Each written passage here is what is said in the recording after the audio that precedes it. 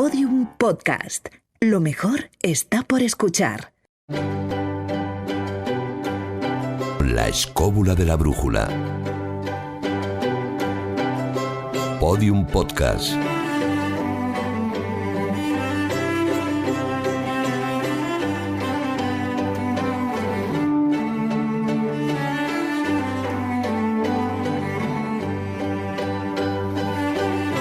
Estamos haciendo oposiciones para que nos den una patada en el culo en Podium Podcast y nos manden a la calle, Jesús. Estamos... No, la verdad que lo estamos intentando semana tras semana, pero no lo conseguimos. Fue primero el tema de la música, después lo de poner ron en el estudio, y ahora que somos 140 en un locutorio pequeñísimo, voy a proceder a saludar a todos. David Sentinella, ¿qué tal?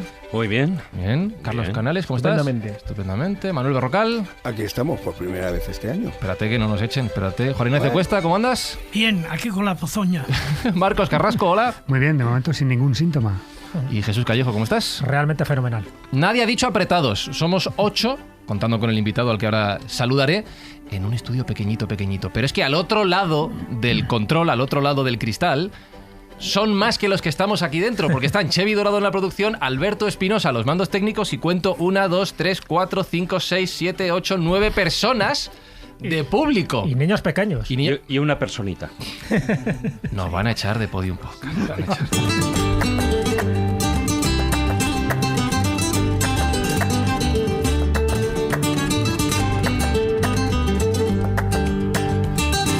Dice nuestro invitado que nunca ha habido un programa con tanto público. Desde luego aquí en los estudios de la cadena SER no. Yo no sé cómo... Y en menos espacio, desde luego, ¿no? Esto es como el camarote de los hermanos Marx, pero vamos, cada vez más. Bueno, voy a presentar a nuestro invitado, que se me olvida. Es doctor en Medicina y Cirugía por la Universidad Complutense de Madrid. Está especializado en la alergología y homeopatía. Es colaborador de diversos medios de comunicación. Autor de 7 libros, tengo apuntado. 7 libros como autoría tuya única, más otros como coautor. Sí. 7, ¿verdad? Lo tengo bien. Y entre ellos el que hoy nos trae el tema del programa, que es Puro Veneno, Tóxicos, Ponzoñas y otras maneras de matar, editado por La Esfera de los Libros. Doctor Roberto Pelta Fernández, ¿cómo estás? Bien, muy bien acompañado aquí. ¿Habéis tomado los antídotos ya, no? Eso te iba a preguntar, si nos podemos fiar de los vasos de agua que tenemos. Yo estaba un poco mosqueado Sí. cuando me lo tomó. ¿Te has traído el tuyo? Por si acaso. Claro. Os habéis fijado, Claro. Hemos puesto agua para todos y él Claro, tenía pero el suyo. yo he traído el mío por eso de las sortijas envenenadas. Ya, con o sea veneno. que no nos podemos fiar, ¿no? No sé. ¿Alguien ha visto el meme que hay de Kim Jong-un con Putin? Con los dos con una copa, brindan y ninguna la bebe. Ah, yo siempre primero. Están mirándose y al final... Se miran de manera sospechosa, ¿no? Pues Bebe tú primero. Este es el No, programa, tú primero. El programa de hoy de la escóbula de la brújula, donde sabemos que empezamos, no sabemos no cómo vamos a terminar, sino si vamos a llegar hasta el final.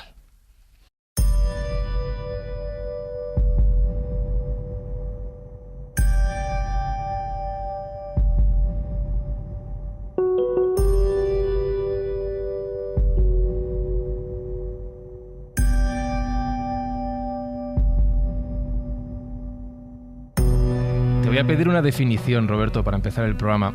Aparte de lo que tengo en este vaso de agua enfrente de mí, ¿qué es un veneno? Pues un veneno es un tóxico, un agente tóxico que puede ser letal si no te tratan a tiempo. Pero también en el pasado en medicina tenía un significado de algo benéfico, ¿no? O sea, el término fármaco, ¿no? Pues puede tener un significado de tóxico o de benéfico. Y de hecho en el libro se repasan muchos tóxicos que en su día los utilizó la medicina como fármacos. Pero cuando están pasándome una nota con una maldad. Esto es más de Mindfax que de la escóbula. Para quien no conozca Mindfax, que escuche cómo nos metemos con Cruzcampo. Sigo. Veneno normalmente lo asociamos, tú lo has dicho, que puede ser letal, a la muerte, al peligro de muerte. ¿Esto siempre es así? No, porque fíjate el caso de Mitrídates. Mitrídates era un rey del Ponto que tenía temor a ser envenenado, ¿no? Y entonces tenía un médico que se llamaba Cratebas, al cual le llamaban en realidad un rizotomista. Arrancaba raíces, ¿no?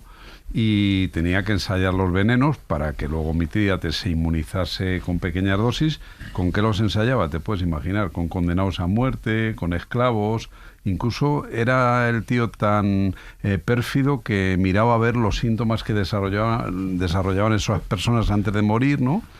y se complacía un poco de ver lo que les ocurría. A uno le largó una vez trementina y no vean lo malo que se puso. y entonces, claro, cuando ya por fin Pompeyo conquista el territorio de Mitrídates, como no logra morirse porque estaba inmunizado frente a los venenos, coge a un oficial y le dice que le atraviese con una espada porque él no quiere caer en manos de Roma. Pura medicina, Carlos. Efectivamente. Es que nos estamos riendo. No se me da cuenta que nos está pareciendo esto gracioso. El veneno, me encanta la palabra ponzoña, que lo ha utilizado antes Juan Ignacio. La palabra ponzoña mola mucho. Realmente cualquier cosa puede ser venenosa. Entonces depende también de condiciones, todo eso supongo que lo hablaremos. Y entonces, de la cantidad. Exacto, es decir, también depende de las cantidades. Yo creo que como luego vamos a ir contando casos, las formas de envenenarte son múltiples, variadas y diferentes. Porque es verdad que no sé por qué, en la mentalidad popular todo el mundo piensa en el veneno en algo que te bebes. Pero también puede ser como el polonio, que tocas. Sí. Es decir, que está muy de moda también por razones prácticas. Exacto, y de absorción percutánea. Eso es, y de demostración de eficacia práctica. Se ve que funciona bastante bien. Entonces, bueno, pues la verdad es que la amplitud del veneno y la tradición histórica de su uso es inmensa. Porque el veneno es una de las maneras, y los que somos de derecho, cuando das criminología, una de las cuestiones de las causas de asesinato es siempre la cobertura, es decir, el protegerte de ser descubierto. Y uno de los sistemas para protegerte de ser descubierto es que el crimen sea lo más discreto posible, y el veneno entra dentro de esa categoría porque es mucho más fácil de ver que si a alguien le cortas la cabeza, evidentemente. Entonces, realmente la tradición del veneno como parte del ser humano es, iba a decirlo, y parece hacer muy raro que vais a escuchar, el veneno es civilización, clarísimamente. Forma parte de la civilización. Cuando hay civilizaciones, el veneno se utiliza como un elemento contra otros seres humanos. Si no, no. Realmente, en una sociedad de cazadores recolectores no suele haber casos de envenenamiento. Nadie mata a nadie envenenándolo. O sea, o por lo menos porque es muy se raro. abren la cabeza directamente. Exacto, Estoy de acuerdo a medias. Claro, ya sabía en que el, iba a en el mundo animal se utiliza mucho el veneno precisamente para defender su territorio. Claro, o sea, que bueno. no solo es algo Cuidado, que tiene un forma problema. parte del ser humano. En el ser humano tiene un problema. Es que muchos de los tipos de venenos, el envenenamiento contra terceros, cuando es masivo, te puede perjudicar a ti. Por ejemplo, el clásico sistema, si yo enveneno un pozo de agua en un desierto. Mato a mi enemigo que avanza contra mí, pero me mato a mí mismo porque no puedo volver a recuperarlo si me lo he cargado. Y sin embargo, esas cosas se han utilizado históricamente de manera masiva incluso. A veces se puede hacer por accidente. Yo no sé si se considera envenenamiento, creo que no. Por ejemplo, cómo nace la peste negra a Europa, que es por el lanzamiento de cadáveres en la ciudad genovesa de Jaffa, en Crimea, por parte de los mongoles, que mandaron cadáveres con peste, los lanzaron con las catapultas. Los catapultaban. Exacto, Claro. dentro de la ciudad. Es guerra química, o guerra biológica, sería guerra biológica, pero yo no lo llamaría a lo mejor envenenamiento. En cambio, el enterrar esos mismos O daño cadáveres... colateral. Claro, pero el enterrar esos mismos cadáveres en los pozos o en las fuentes a lo largo de la estepa calmuca, eso sí es envenenamiento masivo de tu enemigo, porque le impides no solamente alimentar el ganado, que también se muere y te puede incluso en algunos casos transmitir la muerte, como encima te mueres tú. Es decir, con lo cual, en los casos, que a lo mejor luego podemos hablar un poco de los intentos de envenenamiento masivo, como los intentos que hubo en la Segunda Guerra Mundial, los planes de bombardeos masivos con Anthrax o con otros sistemas de guerra biológica contra Alemania, que había proyectos Y hablando de terroríficos. Alemania, fíjate, envenenamientos masivos en los campos de concentración. Claro, bueno, con el efectivamente. cianuro. El cianuro, También, el famoso gas, el ciclón B. El ciclón B, que son gases, pues gas venenoso al fin y al cabo. Pues todo este tipo de utilizaciones masivas de los venenos, yo creo que, de hecho, la Convención de Ginebra sostiene que determinados tipos de elementos bioquímicos son armas de destrucción masiva, equiparables a las bombas nucleares, lo cual demuestra lo que se puede hacer en algunos casos.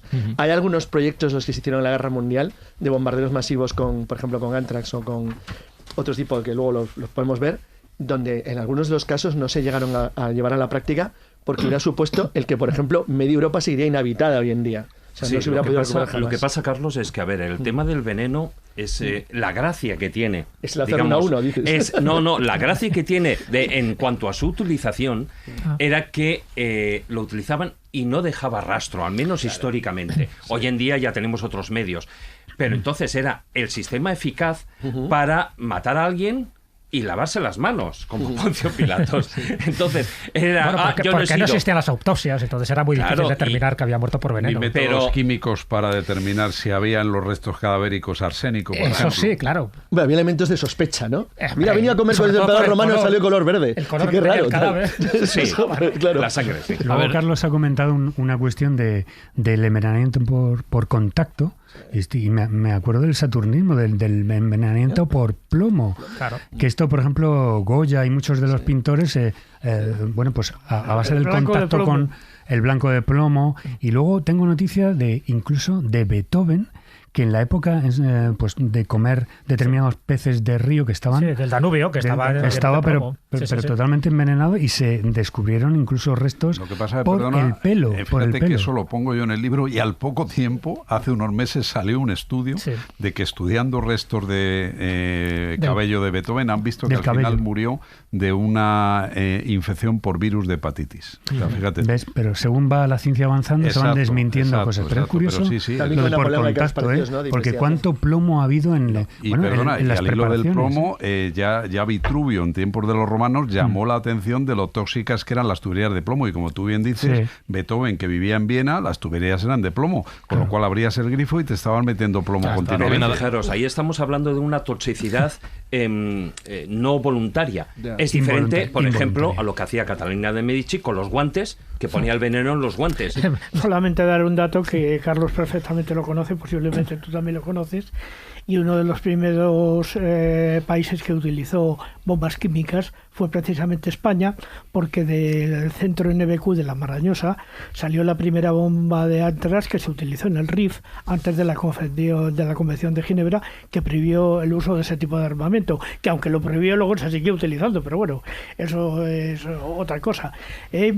Entonces digamos que España fue pionera, por decirlo de algún modo, en ese momento del siglo XIX en el que empezaron las guerras de África y todas estas cuestiones que llevaron a los desastres de la IUN, el anual y todo esto. Jesús. A ver, si hablamos desde un punto de vista cronológico, que yo creo que sería un poco lo correcto, es verdad que el veneno siempre ha estado presente en cualquier forma de cultura y de civilización. Un poco lo que decía Carlos, de forma exagerada, que forma parte de la civilización, pero forma parte más bien de la conspiración y de las intrigas de la civilización. Es decir, una forma de cargarse a alguien sin crear sospechas en un principio.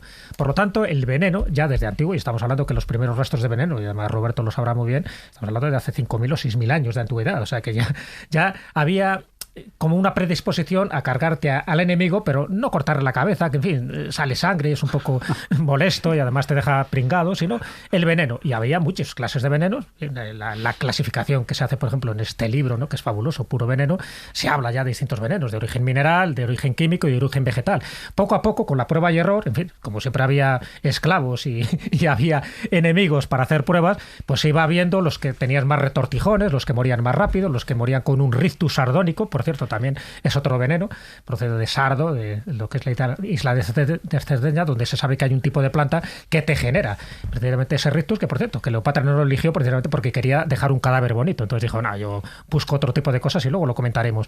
Pero fijaros si empezó a ser tan popular el veneno de distintos tipos, ¿no?, que el juramento hipocrático, y esto lo saben bien todos los médicos, todos los doctores, ya te dice claramente que está prohibido administrar a nadie una droga ponzoñosa, una droga que sea homicida. ¿Por qué? Porque se dieron cuenta de que los médicos son los que más facilidad tenían para acceder a este tipo de fármacos. Evidentemente, todos los grandes dictadores, todos los emperadores romanos tenían sus médicos que hacían de las suyas. Por una parte, te envenenaban, es decir, envenenaban a sus enemigos, luego contaremos todas las historias de Agripina y de Nerón, y por otra parte te creaban el antídoto. Es decir, vale, si a mí me envenenan, necesito tener algo, la triaca, por ejemplo, o lo que hizo Mitrídates. Es decir, Mitrídates lo que hizo, crear una especie de bueno, pues no sé si de un polifármaco muy lleno de distintos productos que se utilizaban en la época precisamente para evitar que a él le hicieran lo que él estaba haciendo a sus enemigos o a su camarilla más cercana. Entonces, desde ese punto de vista, incluso desde el punto de vista también mitológico, antes lo hemos hablado, fijaros que siempre se ha asociado un poco también este tipo de veneno, es decir, lo que puede dar la vida, lo que puede matar. El veneno en sí es una cuestión de dosis, lo decía Paracelso y lo han dicho prácticamente todos los médicos. Es una cuestión de dosis, en pequeñas proporciones te puede curar, en grandes proporciones te puede matar. Y por lo tanto se asocia a los dioses. Por ejemplo, en el caso de Afrodita, dentro de la mitología griega, Afrodita viene etimológicamente la palabra afrodisíaco, pero en la mitología romana es Venus, y de Venus etimológicamente viene la palabra veneno, pero también viene la palabra venerea, es decir, las enfermedades venéreas. Es decir, que al final los dioses, de una forma o de otra, parece que están maquinando a través de una serie de hilos invisibles, pues lo que está pasando a sus súbditos, en este caso a los mortales que ellos han creado. Y los venenos, como no, forman parte de la mitología, forman parte de la historia, forman parte de la conspiración. ¿En qué épocas históricas es donde más se ha producido? Y luego lo comentaremos, evidentemente, en la época romana, en fin, ahí se envenenaban de una forma gratuita y alegre, y por supuesto también en la época medieval y en el Renacimiento con Catalina de Médicis, en fin, y todo el tipo de personajes que había alrededor. Y luego estaban los otros envenenamientos, los involuntarios, lo acabamos de comentar, la gente que no conocía muy bien las propiedades tóxicas que tenía el plomo o lo que tenía el mercurio, por ejemplo. Entonces, antes lo más habitual, incluso lo más progresista, era tomar vino o agua con vasos de plomo o cañerías de plomo. De hecho, hay todo un tratado que dice que en la caída del Imperio Romano en parte se debió a que estaban consumiendo agua de forma reiterativa en cañerías que eran de plomo. Entonces eso les generó una serie de toxicidades en el cerebro que hizo pues eso, que entraran los bárbaros, y los bárbaros cuando vieron que era un pueblo ya degenerado, pues se quedan y los invaden. Es decir, que hay distintas teorías donde el plomo, donde el mercurio hace sus tropelías, y de forma también involuntaria, además de la consumición de agua y de bebidas en este tipo de recipientes. Está también lo de los cosméticos, que luego creo que Manuel nos comentará. Es decir, cómo pensando que eso te genera belleza, te genera incluso longevidad, al final te estaba produciendo el efecto contrario, porque ese tipo de polvos, ese tipo de pintalabios, ese tipo de cremas que te dabas en el pelo, pues tenía unas cantidades tóxicas en un material o en una sustancia tan abundante que al final te iba degenerando poco a poco. Claro, lo que pasa es que como es a largo plazo, tampoco la gente asociaba la causa y efecto, pero al final evidentemente se ha ido demostrando, y sobre todo con grandes envenenamientos de personas que por suerte han sido embalsamadas, y al ser embalsamadas tenemos material genético para determinar que muchas amantes, por ejemplo, de reyes, o muchos hijos bastardos habían sido envenenados para quitarlos del medio. Hoy lo sabemos. Remontándonos a esa clasificación que mencionaba Jesús en tu libro Puro Veneno, Roberto, y hablando de la evolución histórica, ¿los primeros venenos tienen origen, estoy pensando en las plantas, por ejemplo? Claro, los primeros venenos se utilizaron para la caza, básicamente, ¿no? Entonces, bueno, ese hombre recolector pasó a ser un hombre cazador y, claro, se enfrentaba a unos bichos de mucho calibre. Y entonces empezó, como decía Jesús, por método de prueba y error, a descubrir venenos para la caza. Fíjate que cuando fuimos a descubrir América, ahí nos encontramos el uso de las cerbatanas, ¿no?, que disparaban los indígenas, ¿no? Y, por ejemplo, Juan de la Cosa, que es el autor del primer mapa mundi, este se quiso establecer en las costas de Colombia, y unos indios que había allí, unos indios caribes, se lo cargaron, ¿no? Y se utilizaba efectivamente, como dice Jesús, el curare, que además ha sido muy beneficioso. Volvemos a la cuestión de si el veneno es siempre malo y tóxico o beneficioso. Muy beneficioso, porque la anestesia general se utilizan los relajantes musculares, y se descubrieron así, partiendo del estudio del curare, porque lo que hacen es paralizan la unión del nervio con el músculo, ¿no? Hoy sería impensable operar a alguien como en el oeste con whisky, ¿no? Hay que relajar los músculos sobre todo del abdomen, ¿no? Y eso se hace con la succinilcolina y sus derivados. O sea que efectivamente, y como tú bien decías, los primeros venenos que tuvo el hombre a su alcance eran las plantas. Claro. Es que, oye, tú puedes pasear por un bonito jardín en una ciudad como Madrid, pero te puedes encontrar adelfas, y las adelfas tienen un efecto parecido a la digital. La digital es una de las plantas de las más tóxicas que hay. Fíjate, bueno, el curare, además, una de las ventajas que tiene es que tiene, para hacer el efecto, tiene que estar en contacto con la sangre, si no, no hace el efecto, ¿no? Pero ya no solo es que en el Amazonas, sino aquí en Europa, por ejemplo, los celtas ya emponzoñaban las flechas con un brebaje hecho de semillas de tejo, por ejemplo, que sabéis que el tejo es así. Tremendo, sí, hay que tener cuidado cuando te echas la siesta al lado de un tejo. Claro, y de hecho las utilizaban cuando luchaban contra los romanos, en aquella época estaba de emperador Augusto, pero no solo ellos, los escitas también lo que hacían, en ese caso no utilizaban el veneno de plantas, sino utilizaban el veneno de serpientes, de víboras. Claro, ese es el segundo paso que tengo en mi cabeza, claro, ¿no? De dejar de extraerlo de las plantas a sacarlo de los animales. Pero fíjate, ellos utilizaban una doble vertiente, porque lo que hacían los escitas era matar a las víboras, y cuando todavía no estaban del todo muertas, o sea que todavía tenían algo de vida como para seguir produciendo un poquitín lo que era el veneno, entonces las ponían, las mezclaban con sangre humana y las ponían en unas tinajas. Con el tiempo, además, estas tinajas luego las recubrían de estiércol. ¿Qué pasaba? Que además había bacterias que se hacían en todo ese caldo de cultivo, ¿no? El bacilo del tétano. Exactamente. Y entonces lo que hacían era mojar las flechas y las dagas y tal en ese líquido, porque ya no solo era una cuestión del veneno, sino que además hasta no dejaba de ser una guerra bactericida, ¿no? Porque cuando clavaban, lo que sufría en el cuerpo ya no solo era el veneno, sino que era peor, que es lo que ocurre en muchas de las guerras. No es el matar al enemigo directamente, sino es que requiera cuidados del resto de sus amigos, ¿no? De sus compañeros. Además, David, las flechas que usaban tenían unas acanaladuras para depositar el veneno. Con lo cual, lo que tú dices, ya no solo le matabas por la acción traumática, sino que si se te escapaba, porque no profundizaba mucho ese dardo, esa flecha, las bacterias el veneno o las exacto. bacterias, fíjate, hacían de las suyas. Y no solo eso, sino que lo que suele suceder, además, retrasaban y cargaban al resto de las tropas porque tenían que cuidar de sus heridos, ¿no? Independientemente de que esas infecciones pues pudieran distribuirse entre todos. Una pregunta, Roberto. ¿Cuándo se detecta por primera vez las toxinas derivadas del Clostridium? ¡Ostras! ¿Del Clostridium botulinum? Sí, el Clostridium botulinum. Ahora mismo no te sabría decir, pero vamos, de hecho botulinum viene de botulus, que significa en latín embutido, porque hubo unos casos de intoxicación por consumo en Alemania de unas salchichas, ¿no? Y precisamente has tocado un tema, la toxina botulínica, que ahora tanto se usa en medicina para muchas cosas, es de las más potentes que hay, o sea, de las más tóxicas. Es que en medicina se utilizan muchas toxinas que están presentes en la naturaleza, ya lo vería en el Dioscórides.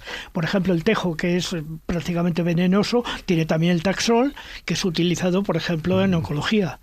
Sí, y al hilo de lo que decías, fíjate, el Clostridium botulinum, que cuando se descubre, es del mismo grupo del Clostridium tetánico, o sea, es decir, que tienen potentes. De hecho, todavía, a día de hoy, en España muere diariamente una persona de tétanos. Es decir, que una herida esa. Y tampoco quería, hablando de heridas, dejar pasar por alto una cosa. Estoy leyendo ahora la vida de Raymond Carver, el famoso autor de cuentos norteamericano, y su padre había trabajado en un aserradero y se clavó un resto de plomo. Y durante años estuvo enfermo porque no pidió ayuda y entonces tenía una intoxicación y a veces hacía crisis, ingresaba, por eso que apuntabas tú del saturnismo, ¿no? O lo que decía Marcos de los pintores, ¿no? Pues fíjate el caso de Goya, que Goya fumaba, al parecer, cogía la pintura y con el propio dedo lo ponía en el lienzo o se aproximaba los pinceles a la boca, o sea que estaba en contacto continuo con el plomo. Claro, y por aquí va una pregunta que te quería hacer. Hemos hablado de los venenos vegetales, los animales, acabas de hablar de los minerales, bien por acción o bien por desconocimiento, pero ¿en qué momento empezamos a fabricar sustancias químicas venenosas? Vale, vamos a ver, desde luego el veneno clásico hasta el siglo XIX, desde el Renacimiento, fue el arsénico, porque sobre todo era un arma muy potente para las mujeres, porque cuando la mujer sufría un maltrato o tenía un amante y quería quitarse de en medio al marido, es que era algo que se podía confundir con el azúcar o la sal, entonces como además es inodoro e insípido, lo echabas en el alimento, porque todavía la estricnina es amarga, la tienes que edulcorar, pero eso era más fácil, ¿no?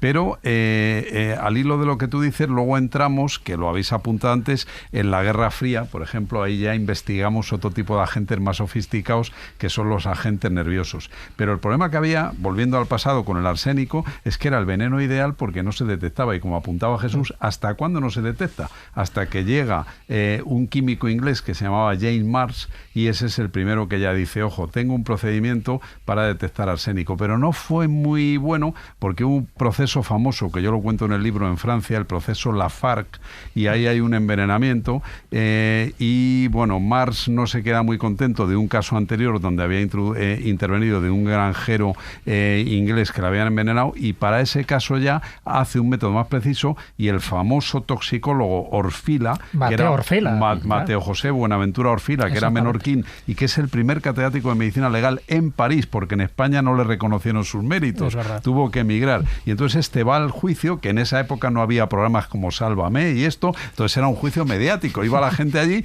tenía mucho más público que nosotros hoy en el estudio, ¿no? Y entonces eran jornadas en la ciudad de Toul para ver allí a Madame Lafargue, a ver qué, y ahí incluso se hacían demostraciones con animales del poder tóxico del arsénico. Fíjate, Roberto, había había presencia de arsénico en los papeles pintados, en los pigmentos, en los vestidos de las mujeres, y todo eso traspasaba la piel.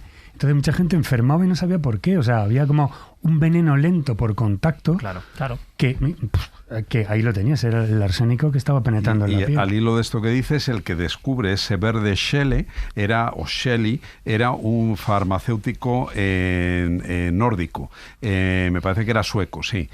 Carl Shelley. Y curiosamente una mujer tiene también problemas con el marido y lo que hace es que compra papel pintado, sí, lo humedece y lo va destilando para que vaya saliendo el arsénico, ¿no? Y al final se lo administra y se lo carga. Qué mala idea. Bueno, también hubo una envenenadora en Valencia muy conocida que utilizaba el fósforo.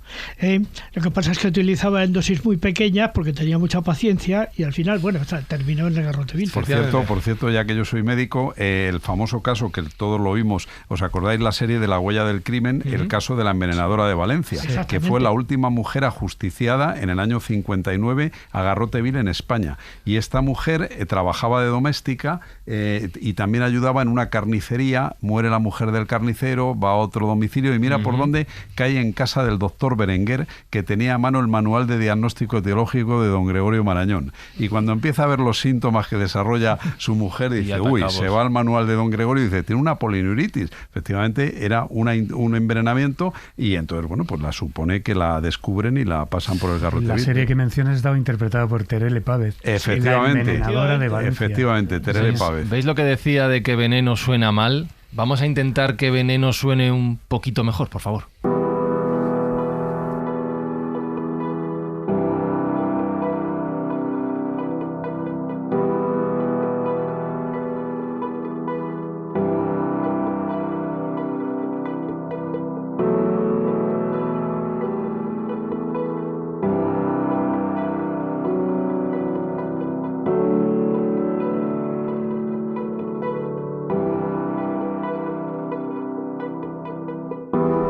¿A qué sabe tu vaso de agua, Manuel Berrocal? A continuación de arsénico. No, solamente quería comentar que hay una historia que me imagino que os vaya a hacer resultar graciosa, y es que el famoso sombrerero loco de Alicia en realidad es una representación de los sombrereros ingleses, porque ellos utilizaban el arsénico para endurecer de alguna manera las pieles que luego utilizaban en los sombreros. Con el mercurio. Acababan ingresando tal cantidad de este producto que a la larga luego acababan todos de la cabeza como grillaos. Pero te quería preguntar por algo positivo, y es que ya se ha dicho dos cosas. Lo primero, que el veneno en la dosis correcta es igual a medicina. Y lo segundo, lo ha mencionado Juan Ignacio, que algunas de estas toxinas son utilizadas para fines cosméticos, la toxina botulínica, por ejemplo, y hoy todos conocemos lo que es el Botox en el día a día de muchas personas. Sí, pero la toxina botulínica está directamente prohibida por la Convención de Ginebra. ¿Qué? Sí. ¿Cómo? Pues como arma. Te la ponen como arma. Como arma. Es que estamos hablando. Médico, sí. Es a lo que tú quieres decir en un momento determinado, de que dependiendo de la dosis se puede utilizar de una manera o de otra. Claro, toda la historia está llena de productos que se han ido utilizando en un momento determinado basados, pues eso, en el mercurio, en el plomo, que han ido creando todo tipo de problemas y que, seamos sinceros, no han sido conocidos hasta relativamente hace poco. Hablamos, por ejemplo, en el siglo XVIII la utilización del blanco de plomo es que se utilizaba directamente para todo. Y claro, el problema del blanco del plomo es que muchos pintores, por ejemplo, tenemos la desgracia de tener la costumbre, y aquí Marcos me puede ratificar, que para darle forma al pincel chupamos las cerdas. Mala costumbre. Muy mala costumbre, con lo cual nos estamos tragando directamente la pintura. Claro. Hay que tener cuidado con lo que se chupa. Claro, nunca mejor dicho. Oye, al hilo de esto, en cuanto a la exposición del trabajo, exposición laboral, ocupacional, habéis tocado temas interesantes. Tú hablabas de los sombrereros, pero fíjate que nombrabas tú antes lo del fósforo. En Inglaterra, en las fábricas de fósforo de cerillas, hubo gente, pero que acabó muy mal, porque produce una necrosis de la mandíbula. Sí, claro. De hecho, a día de hoy, en medicina se usan los bifosfonatos y una de las complicaciones que tiene es la necrosis de la mandíbula. Si te tienen que poner un implante, no te lo pueden poner. Ajá. Y entonces, bueno, evidentemente no son derivados del fósforo de esa toxicidad, pero en aquellas fábricas había unas condiciones de trabajo muy malas y hubo una activista inglesa que reclamó que casi todas eran mujeres, reclamó para ellas unas mejores condiciones de trabajo, porque claro, en la presencia del fósforo, las mandíbulas acababan hechas polvo. Sí. Y en esa época no había cirujanos maxilofaciales para arreglar. ¿Tú estás bien, Marcos, con todos los pinceles y chuparlos? ¿Tú te sientes bien? No sé. Tiene días. Tengo algún síntoma. Tiene días. síntoma. Es que lo que tenemos que considerar es que, claro, muchas de estas cosas que hoy ya sabemos, se siguen utilizando. Porque, claro, el famoso producto del col egipcio hoy se sigue vendiendo. Sí.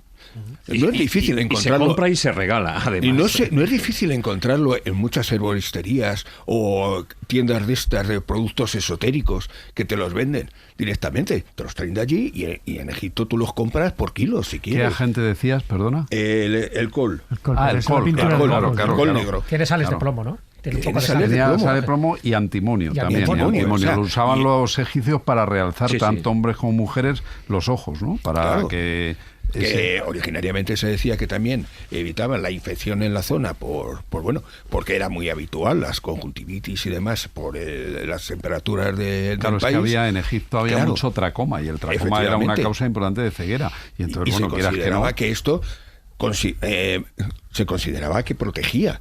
Pero claro, el tema está que se descubre que es tóxico y hoy seguimos utilizando. Oye, al hilo de esto, os voy a contar una curiosidad. Don Benito Pérez Galdós, su final fue muy malo porque perdió la vista. Tenía una diabetes, hizo una retinopatía diabética. Y entonces, antes de eso, le tuvieron que operar de cataratas, que le operó un famoso catedrático aquí en Madrid, el profesor Márquez. Y tuvo la mala suerte de que en ese ojo hubo problemas. Y claro, no había antibióticos. Y estuvo el ojo muy infectado. Le pusieron en vena derivados mercuriales, derivados del mercurio. Era lo que se utilizaba. Bueno, si durante todas las enfermedades de tipo... Claro, lo que tú decías, igual que el col podía tener una acción sobre el tracoma. Claro. En las enfermedades de tipo de sífilis y demás se utilizaba el mercurio como sistema de limpieza. En el libro cuento el caso de Paganini, que decían que era un virtuoso del violín, pero hacía unos movimientos de unos temblores en las actuaciones porque es que tenía una sífilis y se trataba con mercuriales. Y entonces, claro, decía, no, es que está como... conmovido, totalmente endemoniado. Claro, es que tendría una encefalopatía, un padecimiento ya por la y un síndrome de Marfan, o sea, el que tuviera esas extremidades tan largas, sobre todo los dedos, para que pueda hacer esas notas, es que tenía un síndrome de Marfan, aparte, ese supuesto pacto con el diablo que dice que tuvo, igual que Tartini, ¿no? Que ya hemos comentado alguna que otra vez, pero es verdad que todas aquellas personas con aspecto cadavérico, y Paganini tenía un aspecto patibulario, pues se pensaba, y además al ser tan virtuoso del violín, que muchas veces interpretó auténticas melodías con una o dos cuerdas solo, ¿sabes? Porque se le iba rompiendo sobre la marcha y le daba lo único, Jesús, igual. Para los que nos escuchen y no sepan lo que es el Marfan, es una alteración del tejido de sostén, del tejido conjuntivo, que hay una hiperlaxitud ligamentaria. Entonces son gente que tiene y luego hay también gente que tiene el síndrome de Ehlers-Danlos, estos de los circos, que es que hacen unos números de contorsión que son impresionantes porque tienen una hiperelasticidad del tejido conjuntivo. Me está encantando la lista de productos que no quiero usar. ¿Cuál más hay, Manuel? Pues ya verás tú cuando empiece. A ver. De todas maneras, todos estos que murieron de sífilis todavía no se ha inventado el Salvarsan. Claro. Oye, fíjate, el Salvarsan, un derivado del arsénico, ojo. Sí, claro. Lo inventa Paul Ehrlich, premio Nobel de Medicina, Paul Ehrlich prueba 605, hace experimentos con animales, 605 productos, hasta que da con el 606, que es la arsfenamina, el Salvarsan. Era un poco tóxico y entonces crea el neosalvarsan. Y menos mal que luego viene Fleming con la penicilina. O sea, 605 animales que la palma. Claro, fíjate, el premio Nobel, que además dicen los expertos, se debe decir Nobel y no Nobel, se lo dan a un señor que en realidad saca un medicamento potencialmente tóxico, que es un derivado del arsénico. No creo que a Nobel, el inventor de la dinamita, le preocupara mucho.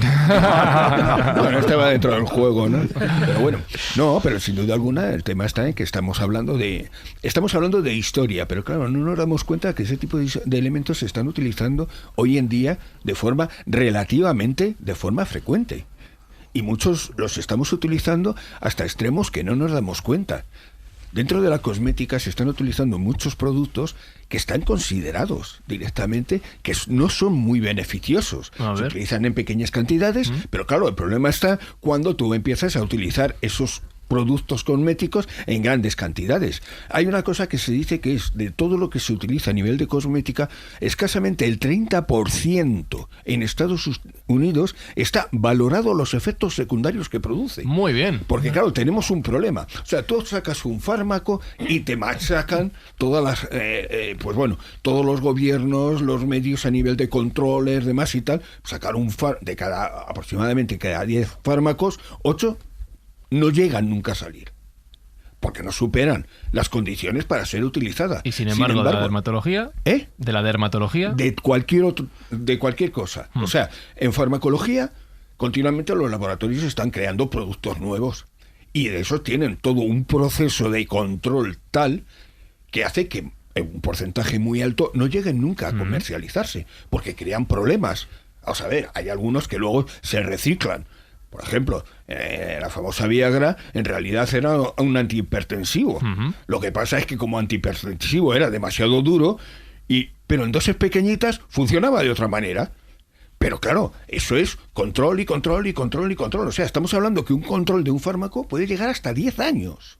Pero a mí me preocupa más, fíjate, que los cosméticos, que bueno, los alergólogos vemos dermatitis alérgicas de contacto todos con los los días. cosméticos, por lo que dices tú, que cada vez salen nuevos conservantes de cosméticos, se evitan otros que eran más nocivos y en realidad aparecen sensibilizaciones a estos nuevos. Pero a mí me preocupa mucho más, por ejemplo, esto que tenemos delante, un vaso de plástico. El vaso de agua. Porque ahí Ya tenemos talatos y los talatos tienen efectos hormonales en el organismo. Aumentan la secreción de estrógenos, que son feminizantes. Claro.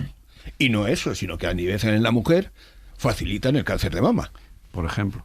Sin ir más lejos, con lo cual estamos hablando, pero es que estamos hablando de que hay toda una serie de productos que hoy son normales a nivel de cualquier producto. Pero me da miedo porque tienes 3 folios de productos. No. ¿Vas a decir marcas? No voy a decir marcas para no liarla, que luego vamos con problemas. No, pero vamos a ver, o sea, es que estamos hablando de que, por ejemplo, la toxina botulínica, esa es una cosa que se está utilizando todos los días, y claro, ¿quién no ha visto a ciertas actrices que tienen una cara ya directamente de palo, que no tienen movimiento ninguno? Claro. Porque se han pasado con la toxina botulínica. Un inciso. Alguien nombró en la mesa el tejo. No quiero dejar pasar por alto que en oncología utilizamos los taxanos. Y los taxanos salen del tejo. O sea que el tejo, de hecho el tejo, había tal respeto en el pasado al tejo que se ponía como árbol en los cementerios, ¿no? Entonces, bueno, si la cultura celta era... claro, de hecho eso, Agatha Christie, que era muy perspicaz, pues siempre buscaba en la novela, ¿no?, poner alguna especie vegetal cercana en el jardín, pero el tejo desde luego era tela. Roberto, yo tengo un tejo. ¿Qué hago? Fabricar veneno para flechas. Menos comértelo lo que quieras. Tengo tejo. Pues ya a tu casa no quiero ir. En la cultura... No vaya a ser que nos eche así un poquito por encima en la comida, ¿no? ¿Qué más sustancias tienes por ahí a mano? Pues mira, te voy a decir las principales, por ejemplo, que yo creo que son las más, de alguna manera, llamativas. Por ejemplo, las fragancias que utilizamos a nivel de las colonias. ¿Sabéis que la mayoría no se sabe cuáles son? Porque están consideradas como productos dependientes de una marca y es algo totalmente, como la fórmula de la Coca-Cola. Secreto, sí. Directamente. No sabes lo que te estás poniendo. Bueno, si alguna de esas colonias huele así como almendras amargas... Date por jodido. No bebas mucho a por si acaso. Vamos a tener también, pues por ejemplo, la dietilamina. ¿El qué? Dietilamina y derivados. Ajá.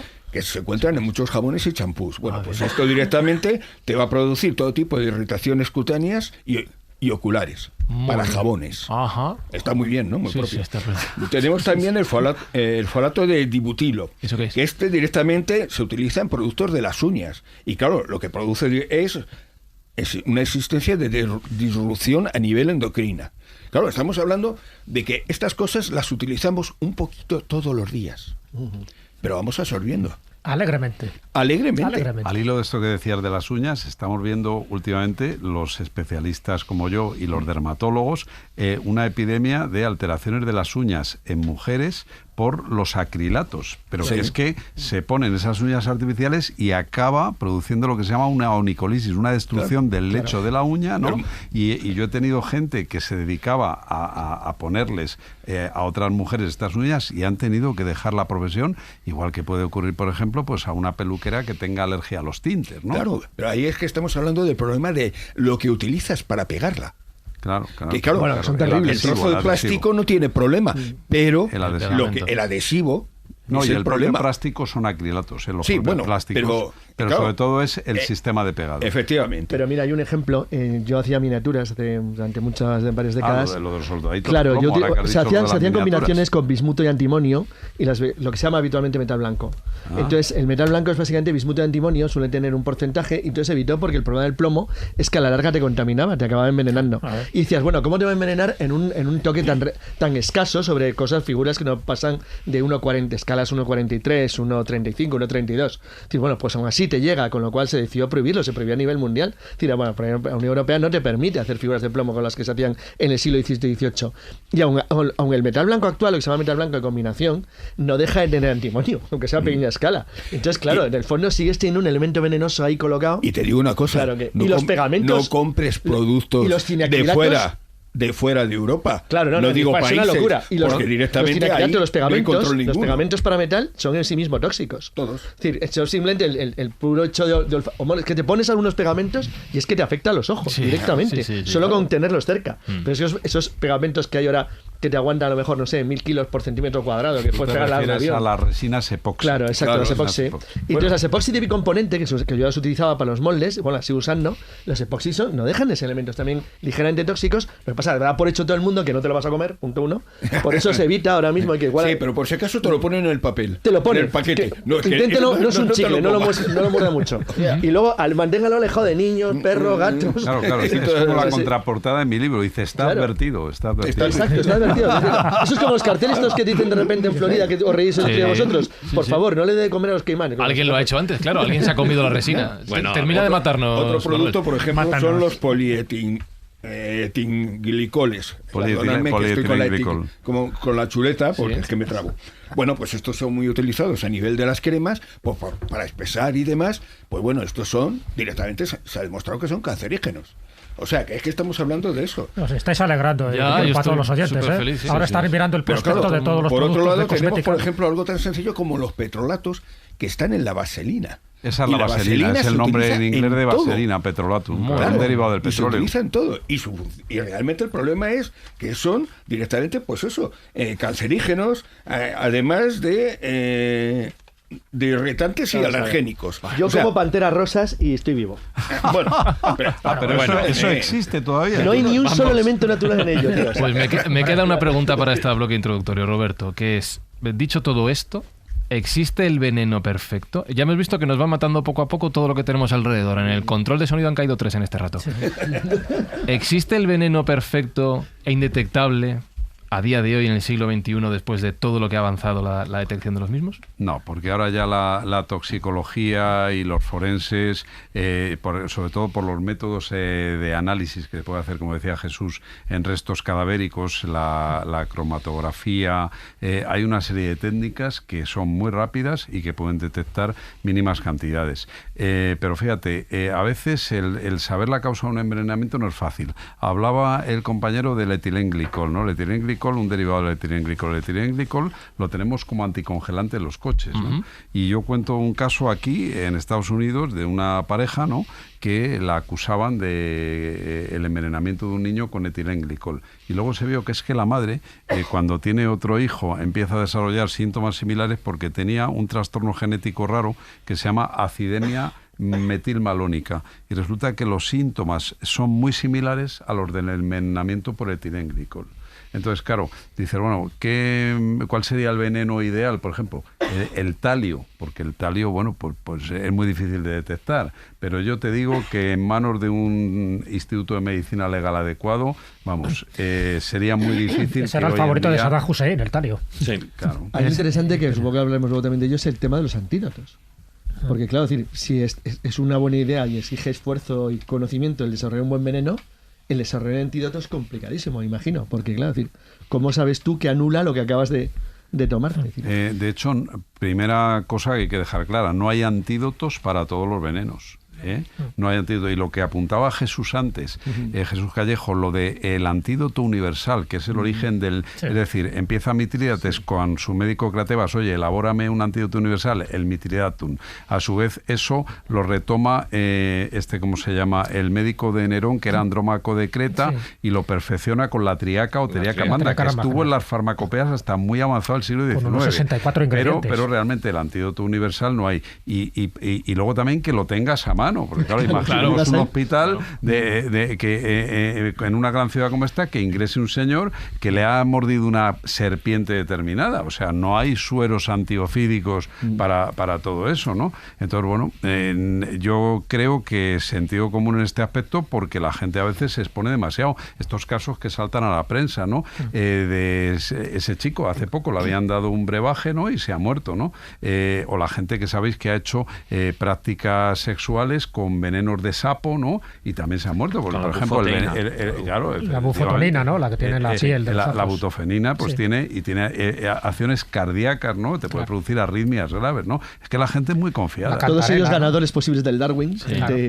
Lo que usaban los Borgia, ¿no? Muchas veces utilizaban también la cantarela, que también, por cierto, creo que tenía también una pequeña dosis de arsénico, y al final parece que era el método... Llevaba cantaridina, que bueno, mira, ya que hemos hablado de venenos animales, la cantaridina es el principio activo del polvo de cantáridas. La cantárida o Lita vesicatoria es un escarabajo, entre un escarabajo y una mosca, un coleóptero. Entonces lo desecaban, lo pulverizaban, y eso, bueno, por ejemplo, las brujas lo utilizaban para sus aquelarres, ¿no? Porque además se lo ponían en las escobas, ¿no? Y entonces se frotaban la zona vaginal, se producía una irritación ahí, se absorbía, y luego también efectivamente tenía una acción afrodisíaca. Entonces a veces, oiga, pues su marido anda con impotencia, bueno, entonces no había Viagra, como te decía, pues venga, dale esta pócima, ¿no? Dale. Y algunos palmaban. La pócima en una escóbula. Consideremos que no solamente eran las brujas, porque claro, nuestro querido Fernando el Católico reventó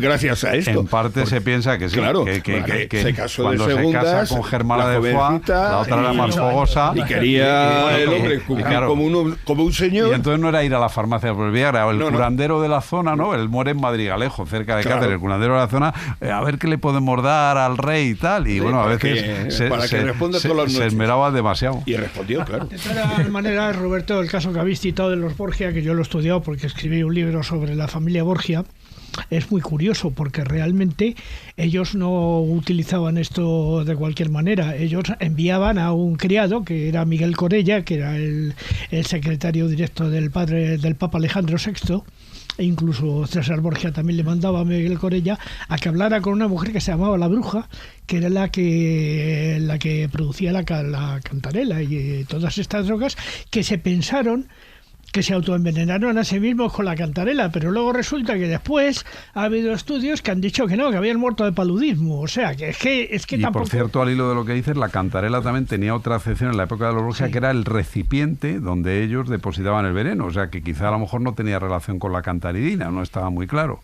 Bueno, es que también hay que tener en cuenta que utilizaban recipientes que tenían una cosa que parece que nos hemos olvidado, que era el cardenillo. Exactamente. El cardenillo era un óxido de cobre y que era muy tóxico. Escúchame, pero todo es tóxico, todo es venenoso. No, pero fíjate, el problema está en cuando tú te tomas algo pensando que no lo es, como por ejemplo la miel, por ejemplo el vino, por ejemplo la cerveza, y es el motivo o la causa de tu muerte.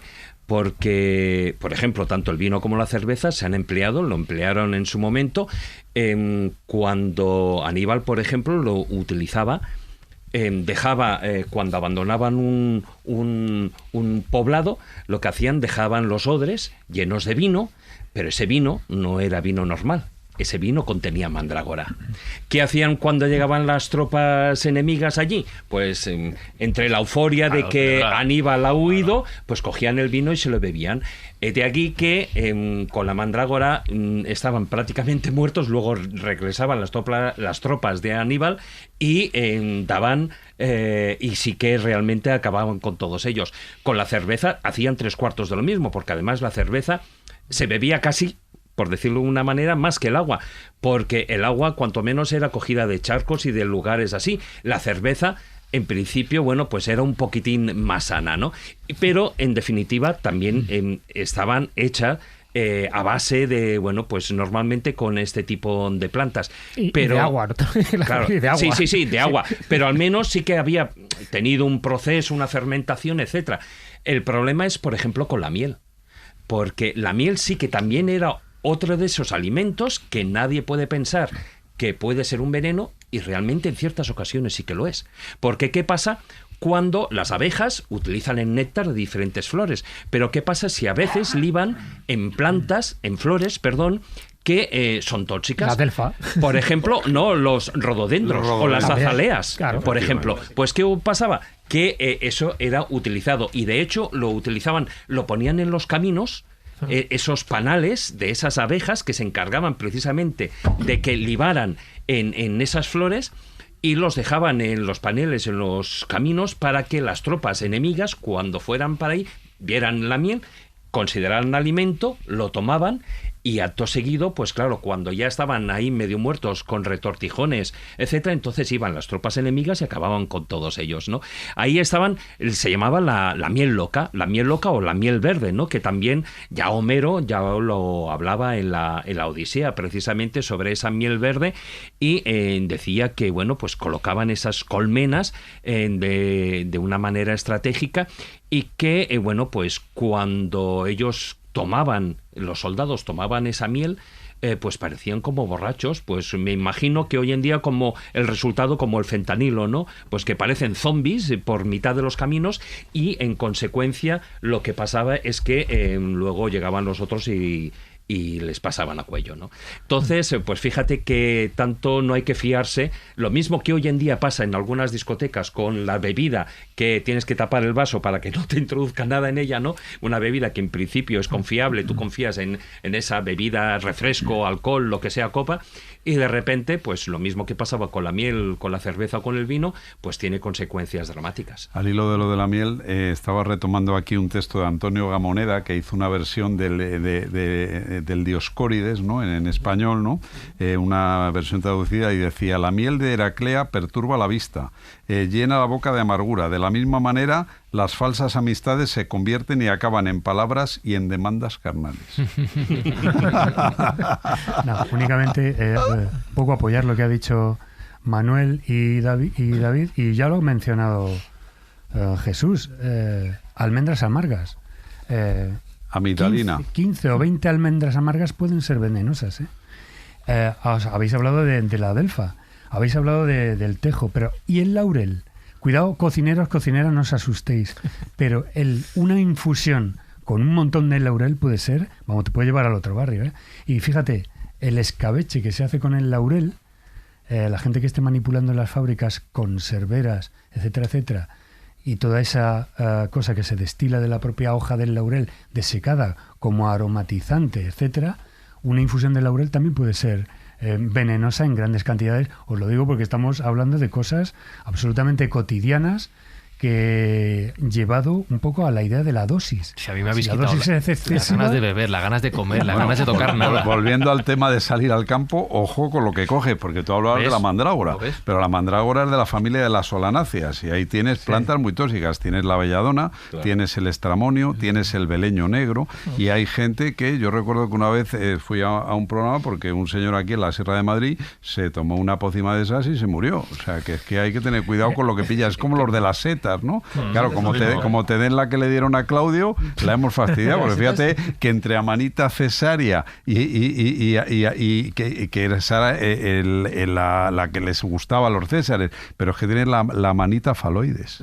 Es que fíjate que las setas siguen matando todos los años, gente. Todos los años. Sí, Y matan a pero expertos. es o sea, por porque, desconocimiento, matan claro. a cualquiera que hace una imprudencia. No matan a veces a tipos que entienden, o sea, que realmente lo conocen. Oye, hablando de expertos, fíjate también qué riesgo en Japón con el pez ese... El pez globo. El pez Que globo, ese es el ¿no? Que maestro tiene de una corte, el pez toxina, globo, se no llama sé qué. El tetrodotoxina, que es fugo. paralizante, es paralizante. Y eso es una ceremonia. Hay gente que quiere jugar a esa ruleta rusa. Toda una maestría el corte Pero del pez globo. fíjate, a ver, Ese estás producto hablando del... Es que es el que se utiliza como elemento básico para la creación del zombie. Claro, Y lo mezclado cierto- con la bufoteína. Con la bufoteína. Exactamente. Y lo El cierto polvo es zombie. que este producto se ha querido utilizar para ver en anestésico, porque claro, produce una relajación absoluta, pero es imposible de controlar. Con lo cual, el comer Además, una cantidad las ínfimas, relativamente alta, no muy alta, por cierto, es suficiente para que te quedes en el sitio. De hecho, O sea, tú sabes que en Japón para cocinar el fugu, el pez globo, maestría. necesitas tener un título. Los especial, cocineros especial. necesitan tener un título especializado en eso, porque una mínima dosis, Claro, o sea, de la es cabeza que de un alfiler que tiene- se te cuele, mata. Es que tienes que al cortar individuo. el pez de tal manera que no toques nunca la glándula. Ya te digo, Jesús, yo no toco nada. No Y, como y nada, bueno, no y bebo algo nada. más A mí me estáis doméstico, poniendo el algo más cuerpo, doméstico tampoco. que vemos a veces los alergólogos, la escombroidosis, la Sí. intoxicación por peces de la familia del atún, porque están en malas condiciones y entonces te intoxicas con histamina y haces un cuadro, haces una urticaria y un cuadro a veces con muchos síntomas digestivos porque hay un exceso de histamina que tu organismo no logra metabolizar. De hecho, me estoy poniendo malo ya de tanto veneno. No sé qué, hoy no sé qué vas a merendar yo- porque yo- te han dicho que el pantera rosa No, yo ya- La pantera rosa es voy al a- revés, es un ya antídoto está. de No, universal. escúchame, yo Si lo comes habitualmente te Eso te iba protege a contra decir. todo. O antivegetor. Puesto a caer, caigo disfrutando de una pantera rosa. Vamos a hablar de ¿Ves? casos Ahí me históricos gusta. que vamos a hablar de otras cosas, por favor.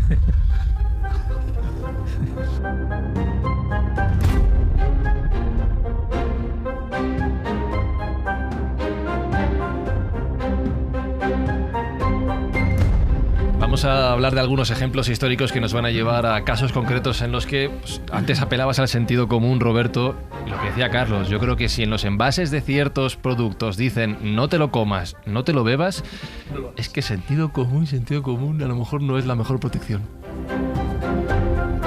Pero como digo, vamos a mencionar algunos casos históricos de envenenados y envenenadores, los dos lados, de asesinos y de fallecidos por estos motivos. Primera pregunta que te hago. ¿Cómo murió Cleopatra? No lo sabemos a ciencia cierta porque esa representación, y aquí tenemos pintores en la mesa, del áspiz, que hay un montón de cuadros, ¿no?, sobre eso parece más bien una leyenda que gente de la talla de Néstor Luján, José Luis Vila San Juan, pues ya en sus libros de divulgación histórica dijeron que Nanay.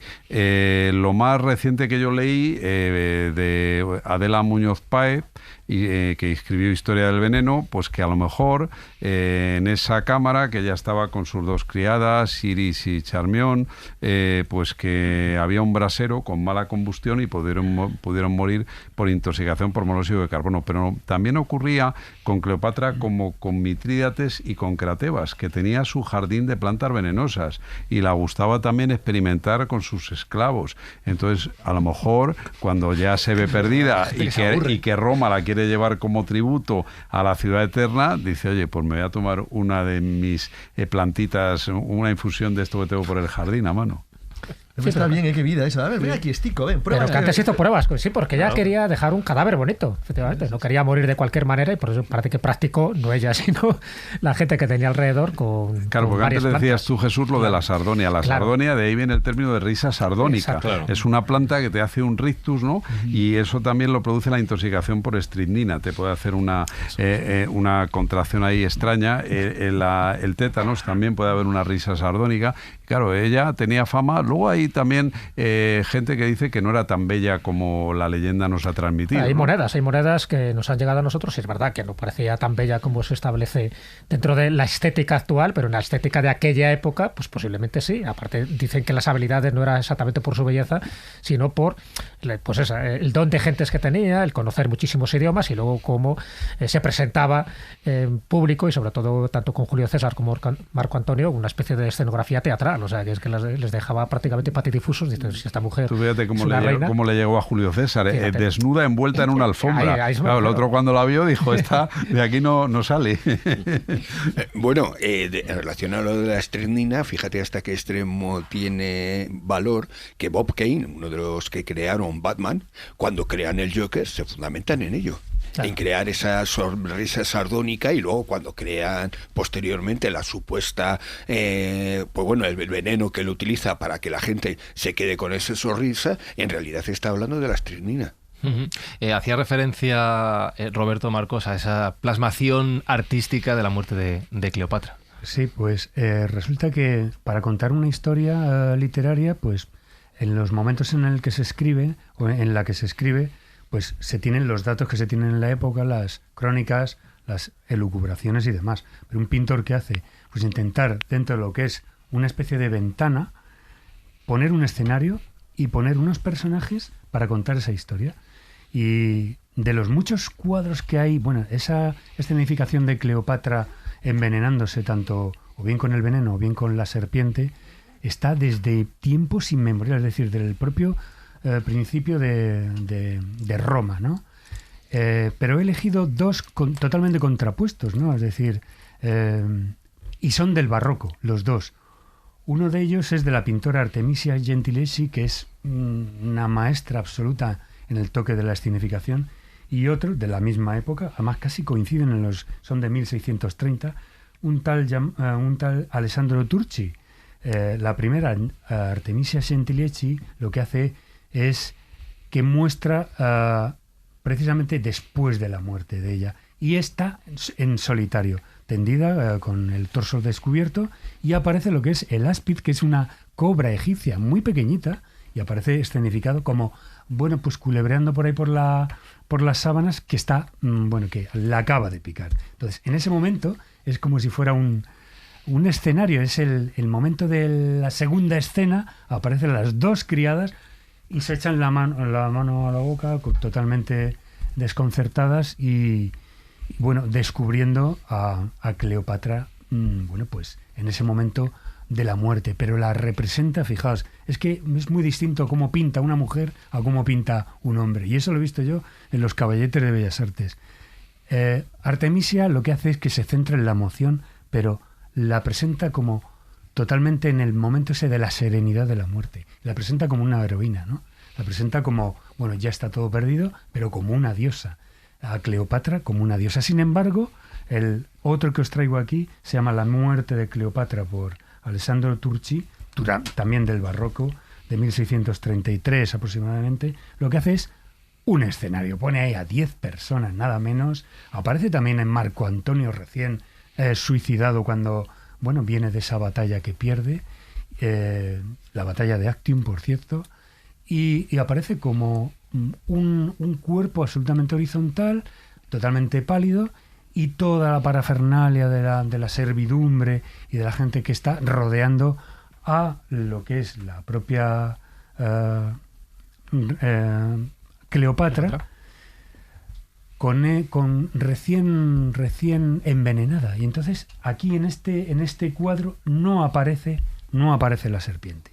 Entonces está apuntando a las dos teorías, es decir, o bien es el áspid cobra egipcia, o bien es un envenenamiento. Con lo cual, ya en los mismos años se estaba barajando estas dos posibles apuntamientos de lo que es la causa de la muerte de Cleopatra, ¿no? En cualquier caso, Cleopatra aquí la presenta como que, viendo a Marco Antonio como se acaba de suicidar, ella decide envenenarse. Entonces, ellos un poco las dos historias contrapuestas, y es un escenario, un cañón de luz hacia la protagonista y todo lo que sucede alrededor de ella. Artemisia lo que hace es una cosa absolutamente íntima, presentándola como una diosa, y lo que hace Turci es como una especie de obra de teatro rodeado de personajes y actores secundarios, y ella como protagonista. Es que, perdón, lo que iba a decir, que tú fíjate cómo también nos engañáis los pintores, porque la cobra esa pequeñita, ¿no? Tiene más de 2 metros. Esto lo dice Vila San Juan en Mentiras Históricas Comúnmente Creídas, ¿no? Un libro muy bueno. Y efectivamente ahí te ponen un bichito y aparte, hombre, seamos sensatos, dices que llegó a sus estancias en una cesta con higos y uvas. Joder, y no la vieron las criadas ni ella, un bicho de eso. Estaba escondida bien ahí. Pero Roberto, ¿no sabes Estaba escondida bien. la multitud de cuadros del Renacimiento y de Barroco que la representan con un áspid pequeñito? Es decir, que quizá sea o una cría o una serpiente pequeña que se la podría haber metido porque dice que la muerde en el pecho, cerca del pezón. Esa serpiente era muy lujurosa. Total, muy lujuriosa. ¿sí o no? Os recuerdo que Había encontrado la cantárida. que los cuadros que menciona Marcos en este programa los podéis ver en facebook.com/La Escóbula de la Brújula. Qué bueno.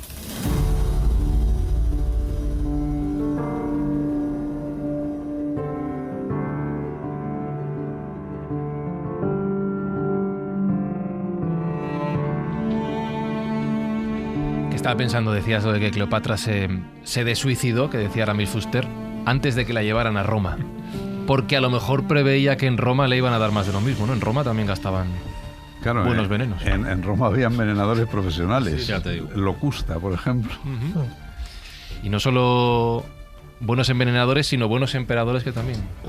Claro, poniendo el ejemplo de Cleopatra, claro, en Egipto, claro. cayeron envenenados. Claro, fíjate cuando Claudio, ¿verdad? Con Agripina, ¿no? Que se le quiere quitar de en medio.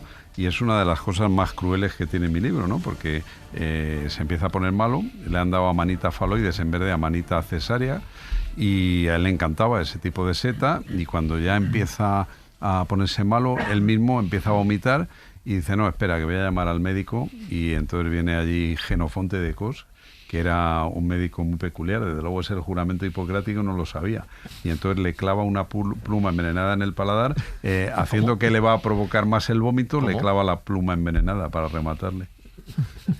Qué gran médico, ¿no? Bueno, pero estaba ahí Agripina por medio. Hombre, estaba trabajando para quien trabajaba. Qué buena era también. De todas maneras, en el, diría, magnífico libro de Robert Graves, Yo Claudio, bueno, más bien en Claudio el Dios y en su esposa Mensalina, en la segunda parte, nos presenta a un Claudio que acepta su propia muerte como que ya está hasta las narices de estar vivo, ¿no? De alguna manera ese papel que lo hizo magníficamente Derek Jacobi en la serie de televisión, nos presenta a un Claudio ya que está hasta el gorro de todo, y dice, bueno, me caso con Agripina, que me importa muy poco, y si me mata, que me mate. Llegó la hora y punto. Se deja ir. Aún así, fijaros, ya que estamos hablando de Roma, y aquí hay varios abogados, y sabéis que en el derecho romano se distinguían varias clases de homicidio. Entonces, uno de ellos era el homicidio por envenenamiento, que era además, se colocaba casi a la par que el homicidio por hechizo y por magia, que también tenía su intríngulis, ¿no? Pero cuando se hablaba del homicidio por envenenamiento, estaba castigado por el lex cornelia y con pena de muerte, pero no solo se castigaba al ejecutor, es decir, a quien ponía el veneno, sino también a quien lo fabricaba. Que eso es importante, ¿no? Porque, bueno, hoy en día parece que, bueno, tú compras el veneno, el matarratas de turno, y solo es la persona que lo está haciendo. No, aquí se entiende que la persona, o entendían que la persona que preparaba el veneno, ya estaba cometiendo el delito, ¿no? Y que de hecho lo hacía para provocar la muerte de una persona. Con lo cual, fijaros, ya en la antigua Roma ya tenían, estaba tan masificado ya el tema de los envenenamientos, que hasta lo legislaban. Hombre, la ley Cornelia, que es del 81 a.C., ya lo establece así, porque era tan habitual los envenenamientos y los apuñalamientos, por cierto, con el puñal sica, de ahí viene la palabra sicario, que entonces esta ley establece como unas normas muy perceptivas. Dice, cuidado, está muy bien lo del veneno, pero si pillamos al del veneno y también al que lo fabrica, pues se va a enterar. Y esas leyes Cornelia, al final, es verdad que se aplicaba más para los plebeyos que para los emperadores, porque de hecho posteriormente estamos contando el caso de Claudio, estamos contando el caso de Nerón, el hijo adoptivo de Claudio, que al final se va cargando a unos y otros, entre ellos a Séneca. A Séneca al final le obliga a suicidarse, en fin, el famoso estoico, ¿no? Con esa conjura de Pisón, pero no solo a él, sino a los hermanos de Séneca, a su sobrino, el poeta Lucano, también, gracias a Nerón, a su madre Agripina, que Agripina también era una experta igual que Locusta en veneno, por lo tanto, lo que pasa es que parece que Agripina no llega a conseguirlo, o sea, la intenta envenenar por distintas formas. Agripina, como se las sabía todas, pues lo iba contrarrestando con distintos antídotos, ¿no? Y también porque tenía como ayudante a Locusta, que por cierto al final Galba, el emperador romano, a Locusta se la carga, como diciendo, bueno, a mí ya no me toques, porque Locusta posiblemente sea, corrígeme Roberto, la primera envenenadora en serie que hay. Sí. Luego la ha sabido más, o sea, tenía bastantes encargos. Catalina de Medici lo fue también. Una buena industria ahí montada. Madame Lafar, pero bueno, en concreto yo creo que Locusta lo era, ¿no? Y luego está el médico de Nerón, que era Andrómaco, tú lo acabas de citar, es el que intenta crear no solo veneno, sino antídotos de veneno, ¿no?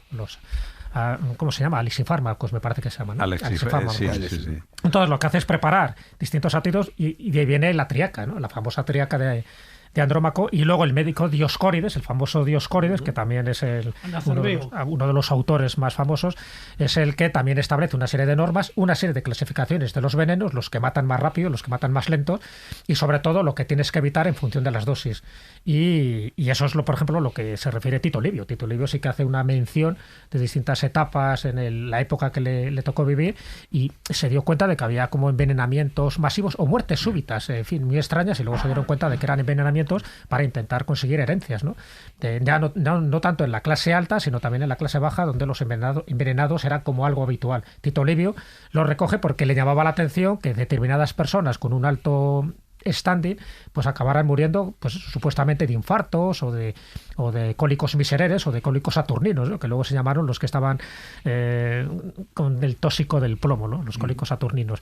Entonces, bueno, yo creo que es muy importante tenerlo en cuenta, porque es verdad que la Lex Cornelia lo intenta regular, pero con el tiempo evidentemente van saliendo distintas normas, sobre todo, por ejemplo, en la época de la brujería, tú lo acabas de comentar, con las plantas solanáceas. Las plantas solanáceas era lo que más utilizaba el mundo de la brujería. Ojo, que es una palabra que se empieza a utilizar a partir del siglo XV. Antes no se llamaban brujas, se llamaban de otra manera.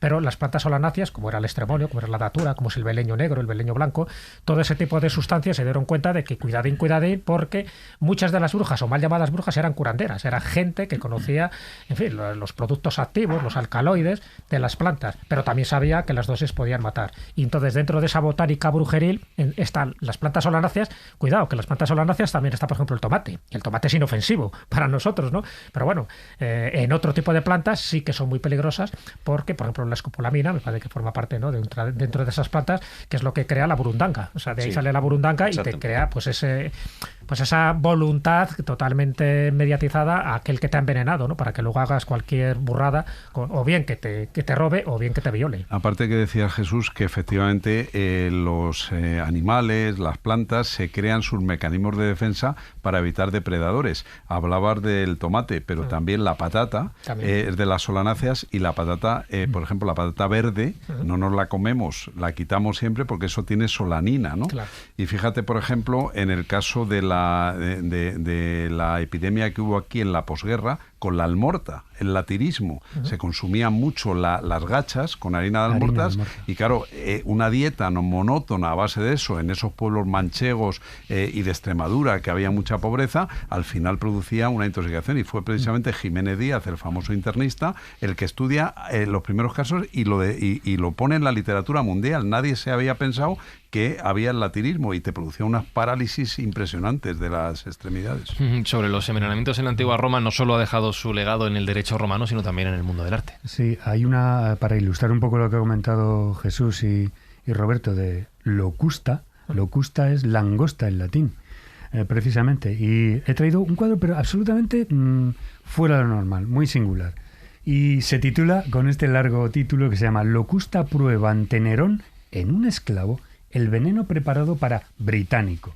Es una pintura del siglo XIX, pero con un título corto. Sí. El hijo de Claudio, claro, y de la tercera esposa con Mesalina. O sea, exactamente. Para ubicarle. Y cuando acabas de decir el título, vas y respiras. Sí, el cuadro del siglo XIX, como he dicho, es de autor desconocido, pero es que resulta que aparece en ese momento. Me ha llevado a pensar este cuadro porque yo le he escuchado al doctor Pelta muchas veces, cuando testimonios de envenenadores y gente que estudiaba, por ejemplo, campos de concentración, etcétera, probaban los venenos. Es que había que probarlos. Pues este cuadro, que es muy abocetado, muy estilo goyesco, es una cosa, debe ser un cuadro pequeño, está en el momento preciso en que pues está precisamente Locusta enseñándole a Nerón cómo actúa el veneno. Y parece ser que el esclavo está desnudo y fue en ese momento que se lo suministran y el esclavo cae para un lado y se ve como está acostado y le está dando unas convulsiones terribles. El esclavo está desnudo y se ve el gesto de la propia Locusta como diciendo: ¿estás enterado de cómo está actuando esto? Funciona. Pues eso lo va a tener. Por cierto, Marcos, ya que hemos nombrado tanto a los esclavos hoy, se nos ha olvidado la figura del pregustador.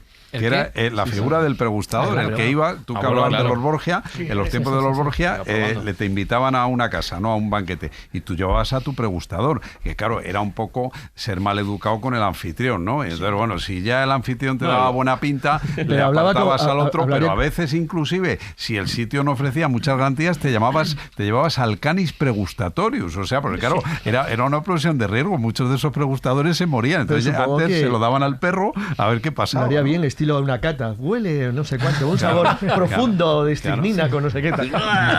Estabilizado con de todas maneras, casi todos los papas renacentistas tenían muchas aristas, de alguna manera. No olvidemos que Alejandro VI... un capítulo a la curia vaticana aquí en el libro. No olvidemos que Alejandro VI es un papa atípico, porque cuando llega el papado es un papa español, es un papa de origen en Gandía, llega al papado de alguna manera y son los 7 hijos que había tenido antes los que le llevan la cola cuando va subiendo a recibir la tiara, que después tuvo otros 2 más.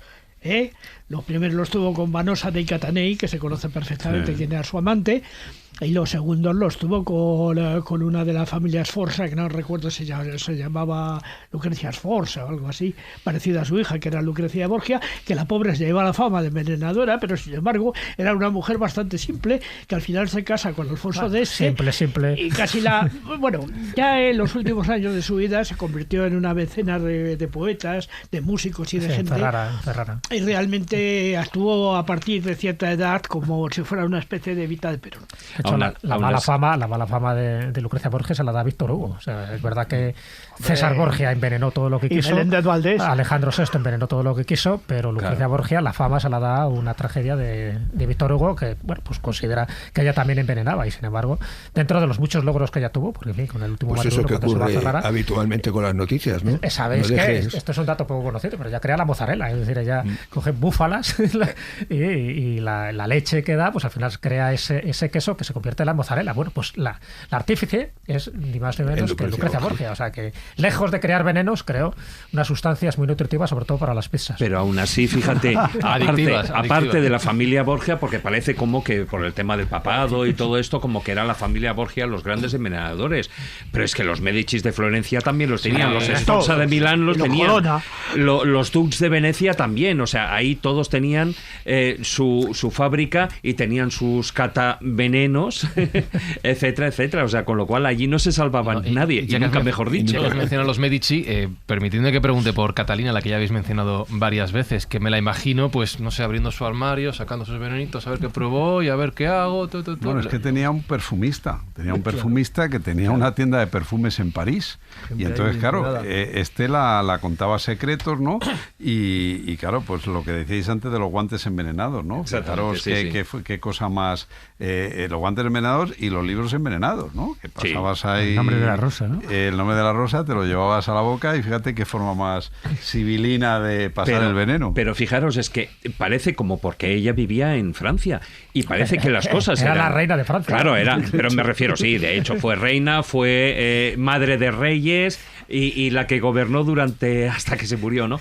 Pero me refiero que el tema de los venenos ella lo trajo de Francia, de Italia, igual que el tema del perfumista, todo eso, o sea, venía y derivaba de Italia. Lo que pasa es que ella en un momento determinado, cuando muere ya su marido, ella se carga directamente, envía a la amante a freír churros, y a partir de ahí ya es cuando toman las riendas del poder hasta prácticamente su Diana de muerte, ¿no? Poitiers, sí, que era Y se la carga, amante de pues, no Enrique sé, como Roberto, se carga como a 60 personas o más. Es que además le gustaba mucho el ocultismo y entonces tenía muy buena relación con un colega mío que era Nostradamus, ¿no? Y entonces, claro, pues en ese mundo de ocultismo y esos Miguel. perfumistas que tenían fórmulas traídas de Italia, pues desde luego estar cerca de ella. A esta la pasaba un poco como otro capítulo del libro que es Fredegunda, la reina de los francos, ¿no? Qué nombre que se haya perdido ese nombre. Me encanta. Esta no le gustaba Que mucho era la que tampoco envenena, la que odiaba a las reinas visigodas, ¿no? Que se casan con los monarcas francos. Claro, ¿no? y Sí, entonces uno de ellos. de Algo de repente ello. se carga a un arzobispo, me parece,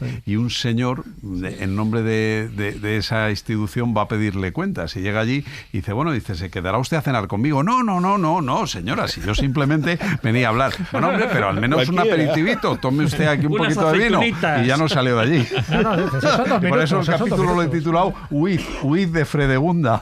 De todas maneras, Roberto, todo esto tiene un antes y un después que creo que lo marca la figura de Teófilos von Bastun, Paracelso, cuando se da cuenta de que el problema está en las dosis. Él crea, por ejemplo, el láudano, que es medicina, y ha servido de medicina incluso hasta hoy, durante muchísimo tiempo. Un derivado del opio. Sí, un derivado del opio que sirve fundamentalmente pues para evitar los dolores y los momentos últimos, digamos, de alguna manera, cuidados paliativos, ¿no?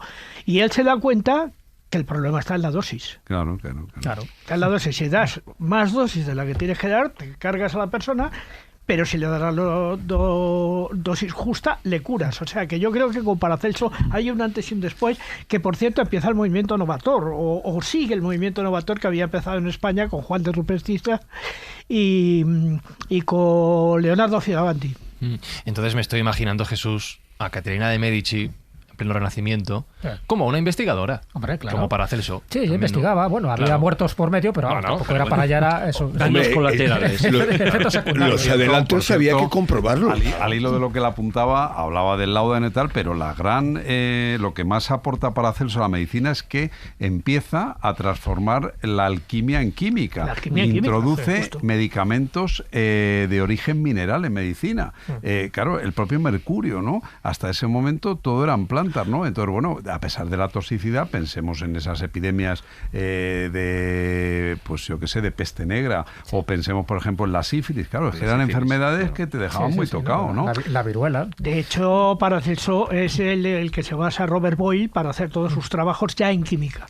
Paracelso Sí. es verdad que es uno de esos personajes del Renacimiento, ¿no? Porque se le asocia solo como médico, todos, sí. como médico suizo, ¿no? Del siglo XVI, por cierto, el mismo siglo de Catalina de Medici, pero es verdad que él prácticamente tocó todas las ramas del conocimiento. De hecho, por ejemplo, uno de los tratados de los elementales, de las hadas, los sílfos y tal, es de Paracelso. O sea, Claro. o sea, que era un personaje que conocía muy bien lo que eran los secretos de la naturaleza. De hecho, una de las frases que se le atribuyen es que decía que Dios no ha creado ninguna enfermedad sin antes haber creado un remedio en la propia naturaleza. Es decir, que en cada planta él sabía que te podía matar, pero que cada planta, si tú conocías sus principios activos, en fin, sus alcaloides, podía curarte, pero había que conocerlo, ¿no? Es un poco lo que siempre se ha dicho del Amazonas, que por desgracia, con esos fuegos, esos incendios tan indiscriminados que hay en el Amazonas, también estamos perdiendo muchísima información sobre muchas plantas que podrían curar enfermedades actuales, ¿no?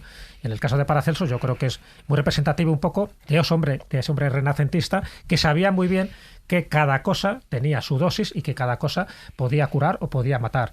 Pero es cierto también que en el caso de, ya que estamos hablando de Catalina de Medici, por ejemplo, en el siglo XVI es cuando se da un poco un revulsivo que parece paradójico, porque normalmente cuando se habla de las muertes de los envenenados lo asociamos más a la Edad Media, lo asociamos más al mundo de la brujería. Bueno, pues el mundo de la brujería, estas plantas solanáceas que hemos dicho, en fin, este tipo de artimañas que servían pues para cargarse a los semejantes, cuando surge es en la Edad Moderna, no es en la Edad Media. O sea, toda la caza de brujas, por ejemplo, surge en la Edad Moderna, surge con el Renacimiento, y Catalina de Medici, que por cierto, una de las plantas que más utilizaba era una de las plantas brujeriles, era ni más ni menos que la belladona. Era utilizando la atropina. La atropina es lo que sirvió para cargarse a todos los enemigos que tenía alrededor. Uno de ellos, que además yo creo que sirvió para inspiración del nombre de la rosa, es cuando se intenta cargar a su yerno Enrique IV y indirectamente se carga a su hijo Carlos. ¿Por qué? Porque está hojeando las páginas de un libro y esas páginas de un libro estaban rellenas. Un tratado de cetrería. De cetrería, y su hijo involuntariamente muere. Por lo tanto, es muy parecido, en fin, a aquella escena, ¿no?, del nombre de la rosa, prosa, donde el libro de poética de Aristóteles, pues al final iba matando a la gente. El segundo libro de poética. O sea, que para que veáis que muchas veces la ficción se basa en la historia y a veces la historia pues es mucho más poderosa, mucho más fascinante y mucho más dramática que a veces las películas de ficción. De hecho, me gusta esa idea de que se maten dentro de la familia. En este caso quería la suegra al yerno, pero mató a la madre al hijo. Exacto. Hay familias que esto del veneno les venía bien para ciertas cosas.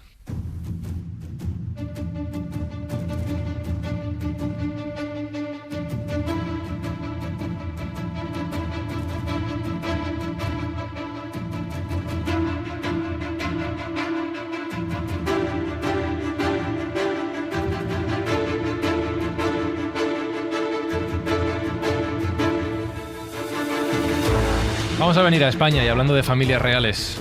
¿Qué tal Felipe el Hermoso y Fernando el Católico? ¿Por qué te crees que me he traído yo mi vaso cuando he llegado a la mesa? Pero te prometo que te lo he puesto yo. Está sin tocar el vaso. O sea, mira, he bebido del mío. Intenta probarlo, a ver si... Voy a ver si me animo. Ya me lo está que mira, está cambiando el vaso, estilo la escena de la princesa por cierto, prometida. hay que decirle al tenor que el término belladonna viene de que las mujeres en esa época, decía Jesús, se aplicaban el jugo de la belladona, ¿verdad?, para dilatar la pupila por la atropina, ¿no? Claro.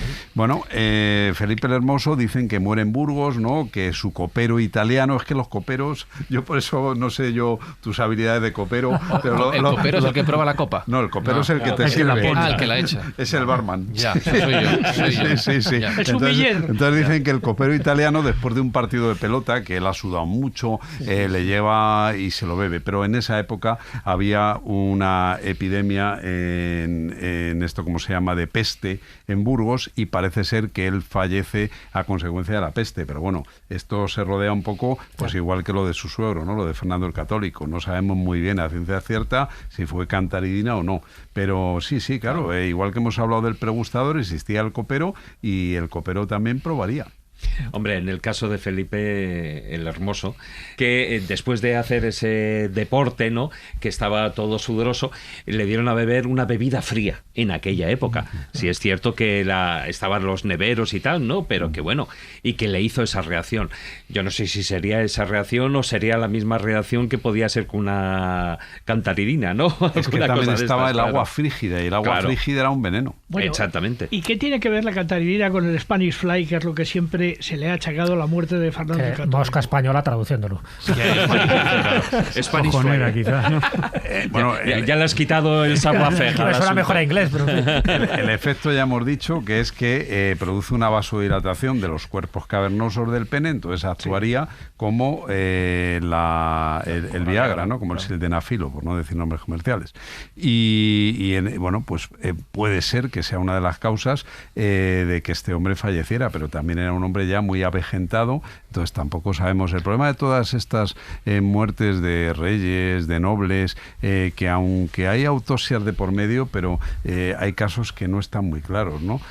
Muchas veces había enfermedades de la época como la tuberculosis, ¿no? Y entonces se pensaba que, bueno, porque había ciertas rencillas familiares, le habían dado un veneno, pero no era fácil de demostrar, por lo que apuntábamos antes Jesús y yo, porque no había métodos químicos ni toxicólogos. De hecho, uno de los casos que se ha dilucidado, ya sabéis que ahora es verdad que la genética, la toxicología, en fin, y distintas herramientas que tenemos a nuestra disposición, podemos saber de qué murieron grandes personajes. Y uno de los que siempre se especuló que había muerto envenenado fue Napoleón en la isla de Santa Elena, y sin embargo, las distintas pruebas y, en fin, los distintos datos que han salido, incluso los mechones de cabello que se conserva de él, parece que no murió envenenado, ¿no?, sino que murió de un cáncer de estómago. Exacto, lo que pasa es que como le entierran en Santa Elena, y es un tema que no hemos tocado con el arsénico, claro, algunas tierras tienen arsénico, ¿no? Sí. De hecho, cuando hubo la guerra de secesión americana, para trasladar los cadáveres hasta sus casas, para que las familias los tuvieran, los reconocieran antes de enterrarlos, les echaban arsénico, ¿no?, porque se conserva bien. Y en zonas donde se han enterrado personas que había bastante arsénico, estaban en un buen estado de conservación. Entonces, eso, y que también en su época se utilizaba el arsénico, el antimonio y el mercurio para tratar muchas enfermedades. Entonces, a lo mejor lo fue acumulando. Pero bueno, esa imagen que tenemos de Napoleón con la mano puesta en el estómago, probablemente tuvo un cáncer de estómago. Había antecedentes en la familia, además. Fijaros, ahí hay, ya que estamos en Francia y hemos hablado de Napoleón, había una marquesa, Madeleine d'Aubray. Oh, la marquesa de Brinvilliers. Exactamente, esa sí, Minú, sí que se las supo apañar. Se llamó Roberto? el asunto de los venenos, en plena Exactamente, es que época del Rey Sol. Es que además fue un momento en el que, bueno, se habló en todo París, de hecho corrió la noticia por todas partes, ¿no? Porque esa además se disfrazó de alma caritativa probando. Iba a visitar enfermos a los sanatorios y le llevaba bollitos. Imagínate cómo eran los bollitos. Entonces ella les llevaba los bollitos para que lo fueran probando y para saber qué dosis era la adecuada para poder matar a su padre y a sus 2 hermanos y quedarse con toda la herencia. No, pero te iba tomando nota. Fíjate, se pone verde. Los ojos le saltan. Sistema de prueba y error. Y más de... Sí, pero eso lo hizo en los hospitales. Pero porque tenía un objetivo científico, que era luego llevar adelante una investigación práctica. Pero bueno, al menos a quien se cargaba a los pobres enfermos, al menos se iban pues con un buen pastelito. Dentro de la ironía. Una muerte dulce. Una muerte dulce, sí, señor. Hay una cosa que me sorprende, Carlos, volviendo... y esto es un poco de estrategia, más que nada, volviendo al caso de las familias reales, que es más peligroso el fuego amigo que el fuego enemigo en este caso. Por ejemplo, el caso que hemos citado, ser enemigo de Fernando el Católico era una profesión de riesgo. Pero me sorprende, claro, ya habéis hablado de la gente que probaba, los coperos. También. Hay una... Primero, me parece que es muy fácil envenenar a alguien en un mundo tan elevado, o eso parece. Grandes banquetes, grandes y segundo, juergas, toda la estrategia que había asociada a ello. Tú me quieres estar, no sé qué, voy a probar, Claro, vamos a ver, tú siempre tienes la sospecha de que tus enemigos te pueden envenenar, entonces, pero claro, tampoco te podías pasar, porque podía ser una ofensa hacia tu anfitrión, que es un prueba gordo, es decir, no me fío, no sé que este me envenene, mejor no pruebo nada. Aparte de todo, el veneno era una manera limpia y rápida de matar, pero cuidado, no era una forma honorable. O sea, es decir, si tú estabas acusado de envenenador o había sospechas de que era tu forma de actuar, eso podía ser también tu fin. O sea, era una cuestión que tampoco estaba tan clara. Las luchas de poder han existido desde siempre. Es decir, evidentemente, en los entornos donde había desenfreno, grandes comidas, mucha gente, pues lo tienes más fácil. La posibilidad de tú actuar con un veneno es mucho más sencillo que en un mundo donde ni siquiera tienes... Por cierto, fabricar los venenos sofisticados no es tan barato. Era complicado. Acabas de poner el ejemplo de David, es perfecto. Como una persona dedica dinero, tiempo y esfuerzo a ir probando. Y gente. Bueno, la gente va muriendo, claro. Bueno, para poder... Es lo de menos. No, son los daños aparte de todo, lo de la gente es relativo. Vale. Porque no, lo digo en serio. Es decir, barato. cuando Dors dijo la famosa frase que los nobles, pues se refería a los nobles, siglo XVIII es el momento que el ser humano está más lejos del mono, pues se refería solamente a la nobleza. O sea, es decir, el pueblo no estaba considerado igual. O sea, el que como lo que habéis dicho, llevamos todo el programa igual. Los esclavos han muerto aquí por centenares ya en el programa. Van cayendo. No se consideraban seres humanos, eran cosas, eran bienes muebles, se movían por ahí. Entonces, si los envenenabas, bueno, no eran de tu propiedad, no pasaba tampoco gran cosa. En el siglo XVII y XVIII ya no era igual. Pero tú no los consideras exactamente igual. Entonces, para la nobleza, bueno, pues tampoco es... Pues ha cargado a 3 campesinos, bueno, algo habrán hecho, tal, no sé. No era lo mismo. Era distinto. Y de hecho, a la mayor asesina de la historia, conocida, que es Elizabeth Bathory, no la condenan a muerte. No la condenan a muerte porque es de la nobleza húngara. Entonces, no la vas a condenar a muerte a alguien que está en la nobleza próximo a la realeza. Entonces, que ha matado a 600, ¿sabes? Pobló un valle entero. Bueno, pero bueno. Pero, es que algo habrían hecho. Eres abogado, en Roma, por ejemplo, había unas penas distintas si eras patricio. Eso es, claro. Es decir, incluso la forma de morir. Al Senado que si eras del pueblo. Y en el siglo XIX, en España, incluso en la forma de morir. No es lo mismo que te ahorcaran, a que te cortaran la cabeza, a que te metieran. Si la forma de morir, tú tenías ciertos derechos como noble a que te mataran de determinada manera. Entonces, claro, es decir, es que era privilegio de tu estirpe y de tu situación, de tu mundo, del donde tú estabas. Juegos de poder, decía Carlos, juegos de poder, que ya se ha mencionado antes, pero ¿qué lugar puede ser que haya habido bastantes muertos precisamente por buscar poder? ¿Hablas de Rusia?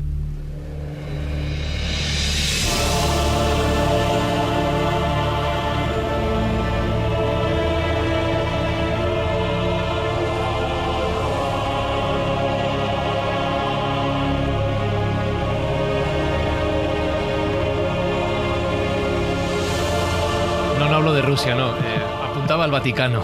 que creo que ha habido también, tiene gran ya se han experiencia. mencionado algunos casos. Oye, si me permitís, hemos hablado mucho de los pregustadores, de los esclavos, pero algunos de los que eran condenados también tenían su dignidad. Fijaros este caso, siglo XVIII, la parricida inglesa Mary Blandy. Cuando la llevan a la horca, que se había cargado un montón de gente, dice: por una cuestión de decencia, caballeros, no me cuelguen demasiado alto.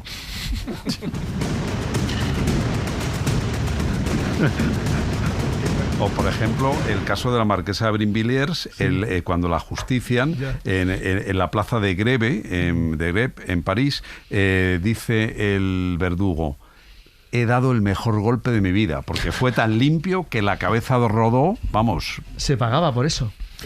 Era un espectáculo, No, la pero gente asistía, se pagaba porque, por ejemplo, la la gente guillotina. asistía, claro, sí, por ir más a primera fila. Claro, en la guillotina pagaban por ser los primeros, porque estaba mellada la hoja, ya te rebotaba un poco, tal. Claro, Les intentabas que te para mataran el al espectáculo principio. querían estar exacto.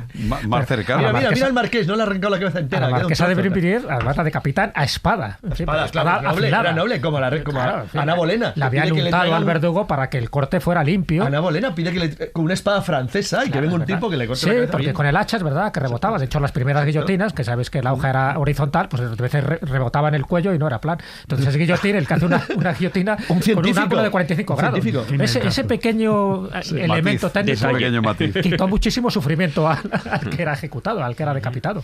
Y además aceleraba el proceso. Era más rápido. Sí, la industria era Podían útil, ir sí, pasando más rápido Más rápido que los señores para que les cortaran Más la rápido cabeza. que el veneno, desde luego. Te preguntaba por el Vaticano, ha habido muchos envenenadores y muchos muertos por venenos allí, en la iglesia. Ha habido algún que otro caso. De hecho, hubo Ya un habéis mencionado caso algunos, que se sepa. de un papa que, una vez enterrado, le desentierran para hacer un concilio con el papa presente, ¿no? Como para acusarle de todas las tropelías que había cometido, ¿no? ¿Cómo? Sí, el papa Formoso. El papa Formoso, entonces te suena, ¿verdad? La historia del papa Formoso. Entonces, bueno, hacen un concilio, ¿no? Pues un poco como un juicio post-mortem, ¿no? Y incluso le sacan de su enterramiento, ¿no? Y le ponen allí para que presencie como un verdadero escarnio ese proceso por el que no había sido juzgado debidamente. ¿Y qué se supone que había hecho? Pues ahora mismo no me Le acuerdo. había envenenado a todo el mundo, supongo. Es más fácil decir que no hizo. ¿Qué no De hizo? todas maneras, estamos hablando de personajes muy nobles, muy altos y estas cosas, pero también hay que hablar de casos de pueblo llano. Hay un caso que no sé si conoce Roberto, que fue muy sonado en su momento en Estados Unidos, que es el caso de las chicas del radio. Sí, es verdad. Las chicas del radio trabajaban para la US Radiation Corporation, que había sido creada después del descubrimiento de Marie Curie La del radio. corporación del radio. Entonces, estas chicas, ¿qué es lo que hacían? Pues simplemente pintaban las esferas de los relojes con radio para que los relojes se pudieran ver en la oscuridad por la noche y así los militares que estaban en la Primera Guerra Mundial pudieran verlo en la oscuridad, los relojes y tal. Entonces ellas chupaban los pinceles antes de conjuntarlos en radio y Qué darlo así. costumbre más mala. Y al cabo de mucho tiempo, cuando esta práctica se prohibió, se empezaron a dar cuenta de que estas mujeres iban todas cayendo. Y al final, pues me parece que solamente fueron 4 las que pudieron presentar un pleito por el caso de las chicas del radio. ¿Por qué? Porque las demás ya habían muerto, o estaban muy mal. Y estas 4 consiguieron que se prohibiese el uso del radio, que ya le había advertido, por cierto, Marie Curie. Por cierto, hablando de Marie Curie, sabes que ella murió de Sí, ella leucemia también, y su hija, que también había investigado lo del radio, de leucemia Sí, también. sí, es cierto, porque es es que esa mujer se tiraba, había que manejar toneladas de pez blenda para producir una mínima cantidad de radio. Y ella con su esposo, Sí, con sí, Pierre, se tiraban horas en un ambiente que debían ser resistentes, porque eran unas naves que debía hacer ahí un frío y unas condiciones atroces. De hecho, su cadáver está en un sarcófago de plomo y además igual que sus apuntes y en fin, sus diarios, Sí. precisamente por la radiación que todavía emite. O sea, que Porque- hasta que dentro de unos cuantos años no se abrirá ese sarcófago. No, toda la gente que murió en este proceso luego desenterrados después para hacer un segundo análisis forense seguían brillando con el radio. O sea, que cogieron... Eso hubo un dentrífico en aquella época, es verdad, Claro. los médicos, sobre todo en Estados Unidos, después de arrojar la bomba atómica, esto lo cuenta muy bien Juan Gómez en uno de sus Sí, libros sí, que sí, tiene, sí. pues se utilizaba este tipo de productos como si fuera algo provechoso, algo higiénico incluso, porque incluso los dentífricos para que tus dientes brillaran en la oscuridad, claro. Al final acababan todos los dientes cayendo uno a uno. Pero es que estaba... Pero brillantes, Jesús, pero brillantes. O sea, se incorporaban los dentífricos. Además, esbozabas una sonrisa y hasta emitía un sonido. Pero vamos, como enterrarán en su día Homer Simpson, ¿no? No, pero estaba pensando que, claro, evidentemente por desconocimiento mucha gente ha muerto, como hemos dicho varias veces, y se me estaba viniendo a la mente un caso que está de plena actualidad, que es el del amianto en muchos de los edificios que se han construido en las últimas décadas, que no deja de ser un veneno instalado en nuestras ciudades. El amianto produce un tipo de cáncer que se llama mesotelioma, que te puede dar 30 años después en la pleura o en el pulmón de haber trabajado con la famosa uralita, ¿no? El asbesto, ¿no? El amianto, el asbesto, ¿no? Claro, y en el método ya sabéis que han empezado a quitar el este. Oye, que como te habías quedado con la curiosidad de que había hecho Formoso, pues al Papa anterior lo mató a martillazos. Y entonces a él... pensaba que le habían envenenado. Muy propio, vamos, lo normal. Parece ser que le envenenan y como tardaba en morir le dan golpes. Y entonces hacen el concilio del cadáver o sínodo cadavérico. Entonces lo desentierran y él allí presente le acusan de una serie de todos los cargos, ¿no? Hombre, a ver, muy fino no era, ¿eh? No. Si esto lo hacían en el Vaticano, ¿qué harían en otros sitios? Quería comentar una cosilla sobre... Pero el martillo sería de oro. Martillazos santos. Quería comentar una cosilla sobre lo que fue el intento de envenenamiento más grande de la historia de la humanidad, que afortunadamente nunca se lleva adelante, que es la operación vegetariana, el intento de los británicos de bombardear Alemania con lluvias de agujas de coser infectadas en ricino, para de esa manera convertir a Alemania entera en un desierto para cualquier cosa viva. Entonces es curioso porque el asunto se descubrió porque el gobierno, la unidad de Portsdown, que era la unidad de guerra biológica del Reino Unido durante la Segunda Guerra Mundial, hace un encargo a través de Canadá, hacen un encargo a la empresa Singer, a la fabricante de las máquinas de coser, le dicen que si les pueden facilitar 1 trillón de agujas de coser. El típico pedido. Claro, los directivos de Singer pensaron que ahí había algo raro. Claro. Entonces dirigen una carta, la carta es fantástica, le dijo una carta al gobierno británico diciendo que sospechan que quieren las agujas para otro tipo de acto que no sean las máquinas de coser. Entonces, la idea era coger las agujas de coser, infectarlas con ricino y meterlas en contenedores de 30.000 para lanzarlos con bombas de gravedad y dejar que se dispersaran como si fuera lluvia a lo largo de toda Alemania. Habían hecho cálculos sobre la posibilidad de bombardear zonas urbanas, zonas agrícolas, tal, y el ritmo que tenía que tener en la caída las agujas infectadas y cuánto tiempo tardarían en matar toda la población de Alemania para siempre. Hicieron una prueba con Anthrax, con el mismo sistema, en una isla, en la llamaron operación vegetariana. Operación vegetariana. Sí, porque hicieron una variante en Anthrax que era lanzar pequeños pastelitos de Anthrax en lluvia sobre Alemania. Entonces decidieron probarlo con una isla en Escocia. Entonces lo lanzaron simplemente sobre la isla escocesa, se la compraron a los dueños y probaron. En unas horas habían matado a todas las ovejas y todos los bichos vivientes que había allí. Pero es que además también mataron a algunos de las zonas vecinas porque hubo una tormenta y alguna oveja muerta se la llevó el mar y cayó enfrente. Bueno, decretaron la zona. Vieron que limpiarlo era imposible y la isla de Greenard estuvo prohibido entrar en ella entre 1943 y 1981. Durante todo ese tiempo, una zona prohibida, acotada por el ejército, donde no podías pisar porque no había nada vivo. Finalmente decidieron, en los años 70, decidieron gastarse $500,000 de libras en una operación militar que llamaron Cosecha Oscura, para utilizando formaldehído, para toneladas y toneladas para poder limpiarla. Tardaron una década entera en limpiarla y no se pudo ir a la isla hasta 1996. Entonces, si hubieran hecho eso sobre Alemania, lo que querían hacer y el plan que tenían de destrucción completa, hubieran destruido toda la vida del territorio alemán, Austria y Centro Europa, pero además eso tiene un problema. Y es que además los bichos contaminados lo mueven, lo esparcen, además eso lo lleva el viento. Si tú bombardeas de esa manera Alemania, puede quedar en Suiza, o en un país neutral, o donde le dé la gana. Y la verdad es que la idea fue tan horrorosa que ellos mismos se dieron cuenta de que podían acabar con la vida entera durante generaciones en cualquier lugar del territorio de Centro Europa. Y afortunadamente no se atrevieron a hacerlo, pero los planes quedaron completamente establecidos. Cuando lees los documentos que existen sobre cómo habían calculado los bombardeos sobre las zonas urbanas, sobre si eran zonas abiertas, el número de manzanas de bombas que tenían que lanzar en racimo para destruir una ciudad entera, es una cosa, o sea, te llovía veneno directamente en agujas que se clavaban en el suelo o en un bicho y te mataban. Hicieron pruebas y sabían que te podían matar en 30 minutos con unos dolores horrorosos. Si te caía cualquiera de las agujitas, empiezas a retorcerte y acabas hecho polvo. Eso tenía un problema. Y es que, a diferencia de las bombas nucleares, si tú te metías en una zona protegida, obviamente la lluvia no te daba, con lo cual tú salías vivo. Salías en un entorno que se estaba muriendo, pero tú seguías vivo y por ejemplo podías combatir. Con lo cual temían una respuesta alemana con sistemas básicamente de guerra química, que es lo que tenían los alemanes, basados en, no sé, en nebulizaciones de gases nerviosos o cosas parecidas. Pero hubiera sido un escenario de guerra que ríete de las películas de ciencia ficción más aterradoras. Horror absoluto.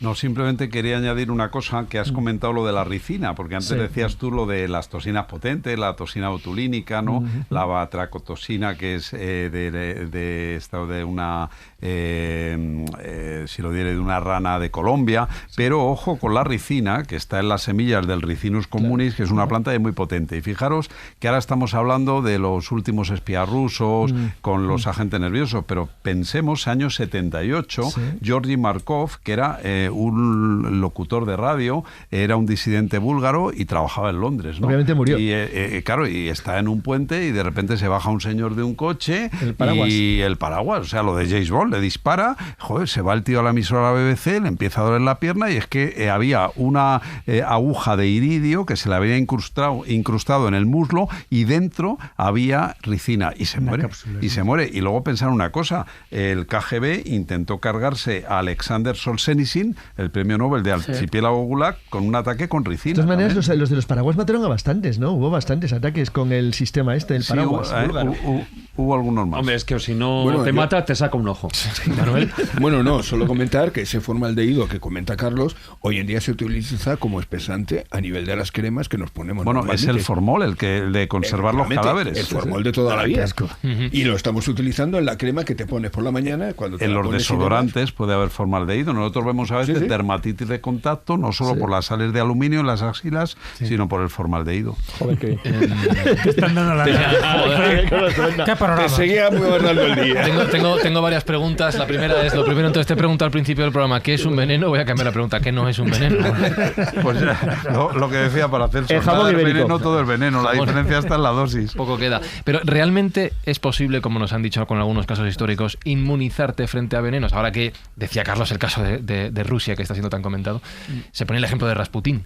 ¿Te puedes llegar a inmunizar contra un posible veneno? No, lo que pasa es que Rasputín hay otro factor. Vamos a ver, Rasputín le invitan, porque se le quieren quitar de en medio unos nobles, entre ellos Félix Yusupov, le invitan a una cena, el príncipe Félix Yusupov, y le dan muchos dulces. Y ocurre una cosa, si tú das muchos dulces y tomas a su vez cianuro, compite en la absorción. Pero es que a lo mejor pudo tener una gastritis atrófica. Hay un tipo de gastritis que no secretas ácido clorhídrico. El ácido clorhídrico es necesario para que el cianuro se transforme en ácido glucoestónico, y entonces si no cumple su función. El caso que aquel Rasputín debía ser muy resistente porque tuvieron que acabar con él a tiros. No, pero además con el tema de Rasputín ha habido mucha información falsa, porque además es que cuando le pusieron, es mentira que le dieran dulces, pero por una sencilla razón, porque sabían que él no podía tomar dulces, tenía azúcar en la sangre. ¿Era diabético? Era diabético. Él no tomaba dulces. Lo que sí es cierto es que le intentaron y más allá de su fuerza descomunal, etcétera, etcétera, pero se sabe hoy en día, y hay no recuerdo ahora el autor, un libro que sacó de los archivos de soviéticos, un autor soviético que escribió un libro sobre la figura de Rasputín y sobre la vida, y precisamente él dice que todo eso que se sigue hablando precisamente de todo este tema, pero que era imposible que le pudieran dar... Pero también le dieron vino, y el vino también puede interferir con la... Sí, eso sí, pero cuando se habla de los pastelitos y todo eso, él no los consumía. Lo de la gastritis atrófica tiene mucho sentido, porque es que, claro, él bebía de manera controlada, pero desde que tenía 16 años, pero si era con ruso, lo cual tenía el estómago si que era directamente, pues eso, un cuero, no tenía estómago. Bueno, pero lo de los tiros sí es verdad, ¿no? Sí, vamos. Sí. Y lo de que le ahoga también es verdad. Porque no había manera. No había manera, se ahoga solo, Se ahoga solo. Le meten en el río helado. Personaje. Claro. Pero me queda una última pregunta. ¿Vamos a ir al OVNI ahora? Pues yo creo que sí, ¿no? Después de lo que hemos dicho. ¿Habrá algo que podamos tomar? No sé. Sabiendo las tapas que dan allí. No sé. Bueno, ahí... Antídoto.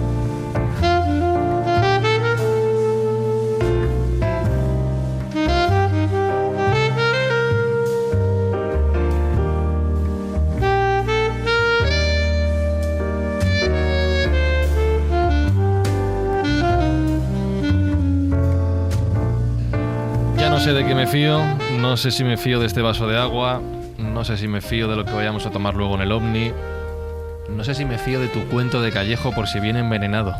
Hombre, un poco sí. El papel no, pero algo de veneno tiene que tener. Papel no, por lo que te trae la cuenta a ti, que es quien lo toca. Porque el que lo manejo soy yo. Pero, a saber. Pero es verdad que, a ver, era por una parte fácil y por otra parte difícil elegir un cuento donde hubiera algún tipo de veneno, ¿no? No tanto de envenenadores, que ya hemos tocado bastante el tema, sino, bueno, pues estos cuentos que a mí particularmente me gustan, sobre todo porque tiene un final sorpresivo, ¿no? Siempre, aparte de la moraleja que podamos extraer del mismo. Y en este caso he traído uno que forma parte, además de esos 120 mejores cuentos de las tradiciones espirituales de Oriente, un libro que recopiló tanto Ramiro Calle como Sebastián Vázquez. Y siempre me gusta pues darle mi toque personal, es decir, que me inspiro en esos, pero bueno, luego les doy mi retoque porque considero que hay que adaptarlos un poco pues a la escóbula, ¿no? Y a los tiempos actuales. Y en este caso, pues sí, hay veneno porque uno de los protagonistas es un escorpión. Y el cuento se titula El jinete y el escorpión.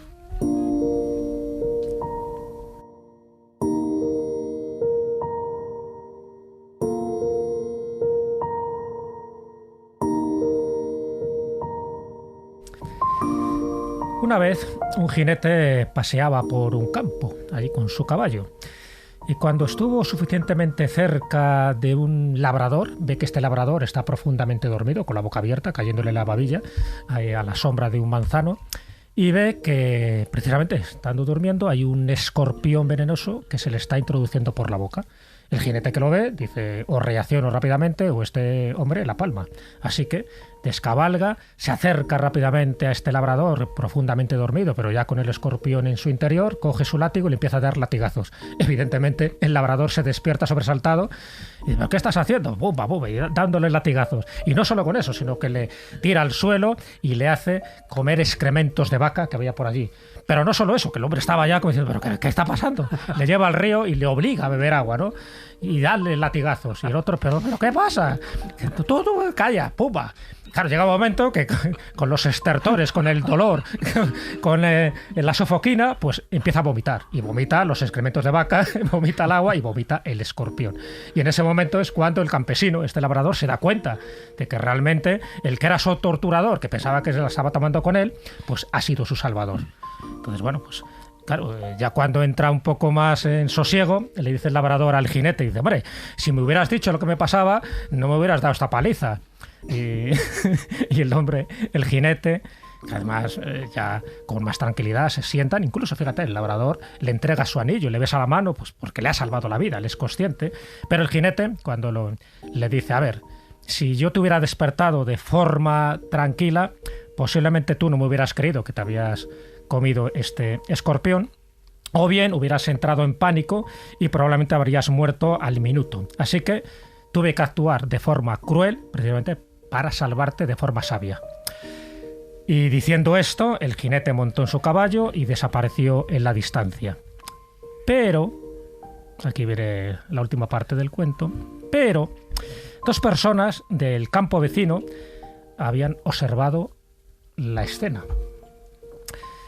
Y de hecho reúnen a todos los vecinos en la plaza del pueblo y uno de estas personas que había sido testigo de lo que había acontecido, dice a todos los que están allí congregados, vecinos, hemos visto cómo un pobre labrador dormía plácidamente la siesta a la vera de un camino, cuando un orgulloso jinete entendió que obstaculizaba su camino, coge el látigo y le empieza a dar mamporrazos.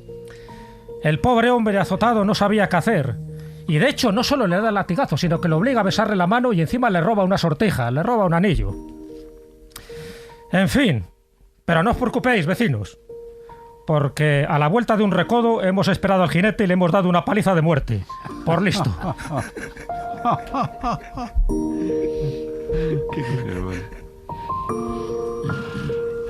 O sea que, moraleja, dentro de toda la lista de cosas que no hay que hacer, que ya son todas, tampoco echarse una siesta bajo un árbol por si salía todo esto. Moraleja, cuidado con la perspectiva. Porque lo que para uno te estaba salvando, para otros consideraba que le estaban dando una paliza y al final se tomaron la justicia por su mano y consideraban que habían hecho una buena obra. En fin, muchas veces la realidad, como ves, tiene distintas aristas y los venenos también. Siempre hay que ser cauteloso con lo que se hace y a veces con lo que no se hace. Voy a hacer un par de comentarios finales. Lo primero, Jesús lo ha dicho antes del programa, me he traído hoy una cantidad de esquemas, que yo a veces lo digo, los esquemas que se hace Jesús a mano. ¿Cuántos folios tienes hoy? No sé. Son como 10 o 12. 10 o 12. 10 o 12 escritos a mano con apuntes para el programa. Pero es que Roberto durante el programa ha ido tomando notas a mano de todo lo que se iba hablando. ¿Puedo coger?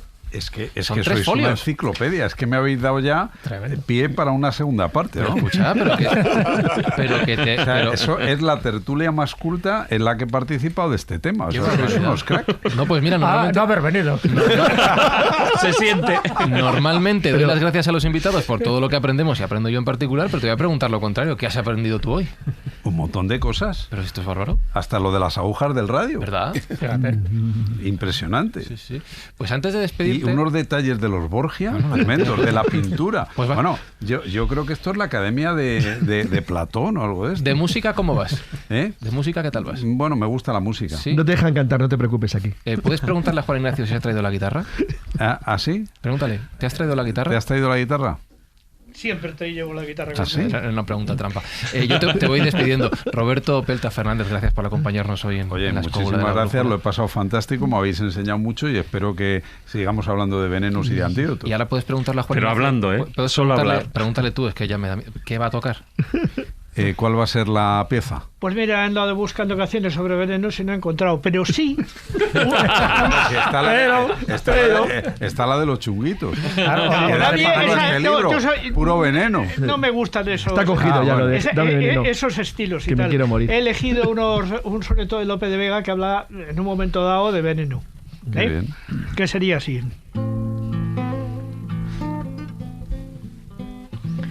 Desmayarse, atreverse, estar furioso, áspero, tierno, liberal, esquivo, alentado, mortal, difunto, vivo, leal, traidor, cobarde y animoso.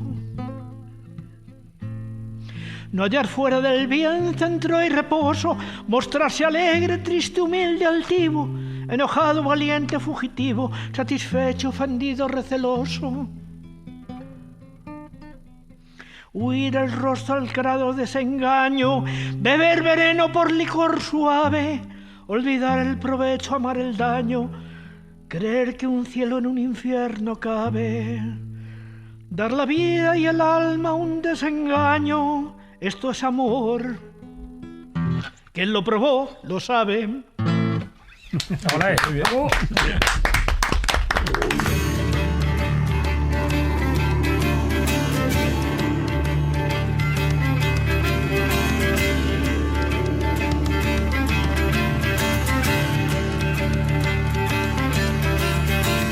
Gracias, Juan Ignacio Cuesta, una semana más. A eso estamos. Facebook.com/La Escóbula de la Brújula, Marcos Carrasco. Ahí vais a ver todas las pinturitas que os he dicho.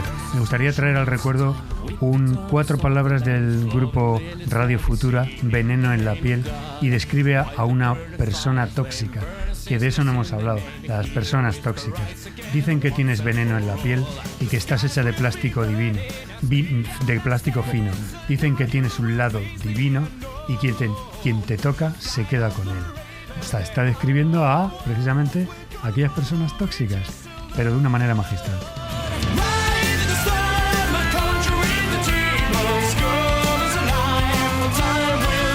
Dicen que tienes veneno en la piel, Manuel Berrocal. Después de lo que has contado, va a ser verdad. Hay mucho veneno.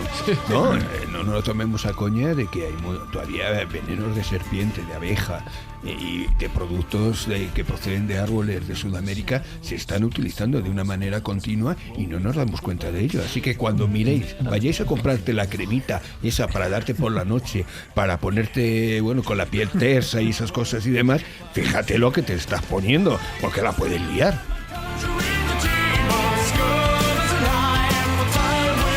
Por Por si acaso voy a mirar al cielo cada vez que llueva, Carlos Canales, no sé a qué. Yo soy de los 80, como muchos de los que estamos aquí, y he tomado vodka Ninuska, vodka Igor, ginebra Marios, ginebra Lirios, tío, y como Pantera Rosa. Y Maritrini. Tío, o sea, Entonces, ¿vamos a tomar cerveza o no, David? Sí, hombre, yo prefiero tomarme una buena cerveza que una taza de talio o de plutonio. No. Sí, cerveza.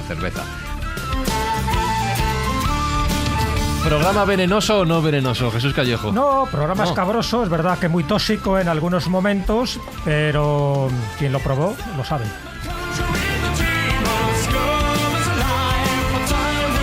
Pues nada, escobuleros, con los mandos técnicos llevados por Alberto Espinosa, con la producción de Chevy Dorado. Gracias a todos los asistentes al programa de hoy al otro lado de la pecera, y a todos vosotros. Nos escuchamos dentro de 7 días aquí en La Escóbula de la Brújula. Os recuerdo que estamos en facebook.com/La Escóbula de la Brújula, en Twitter e Instagram @escobuleros y en contacto @laescobula.com. Hasta la semana que viene, ¡chao!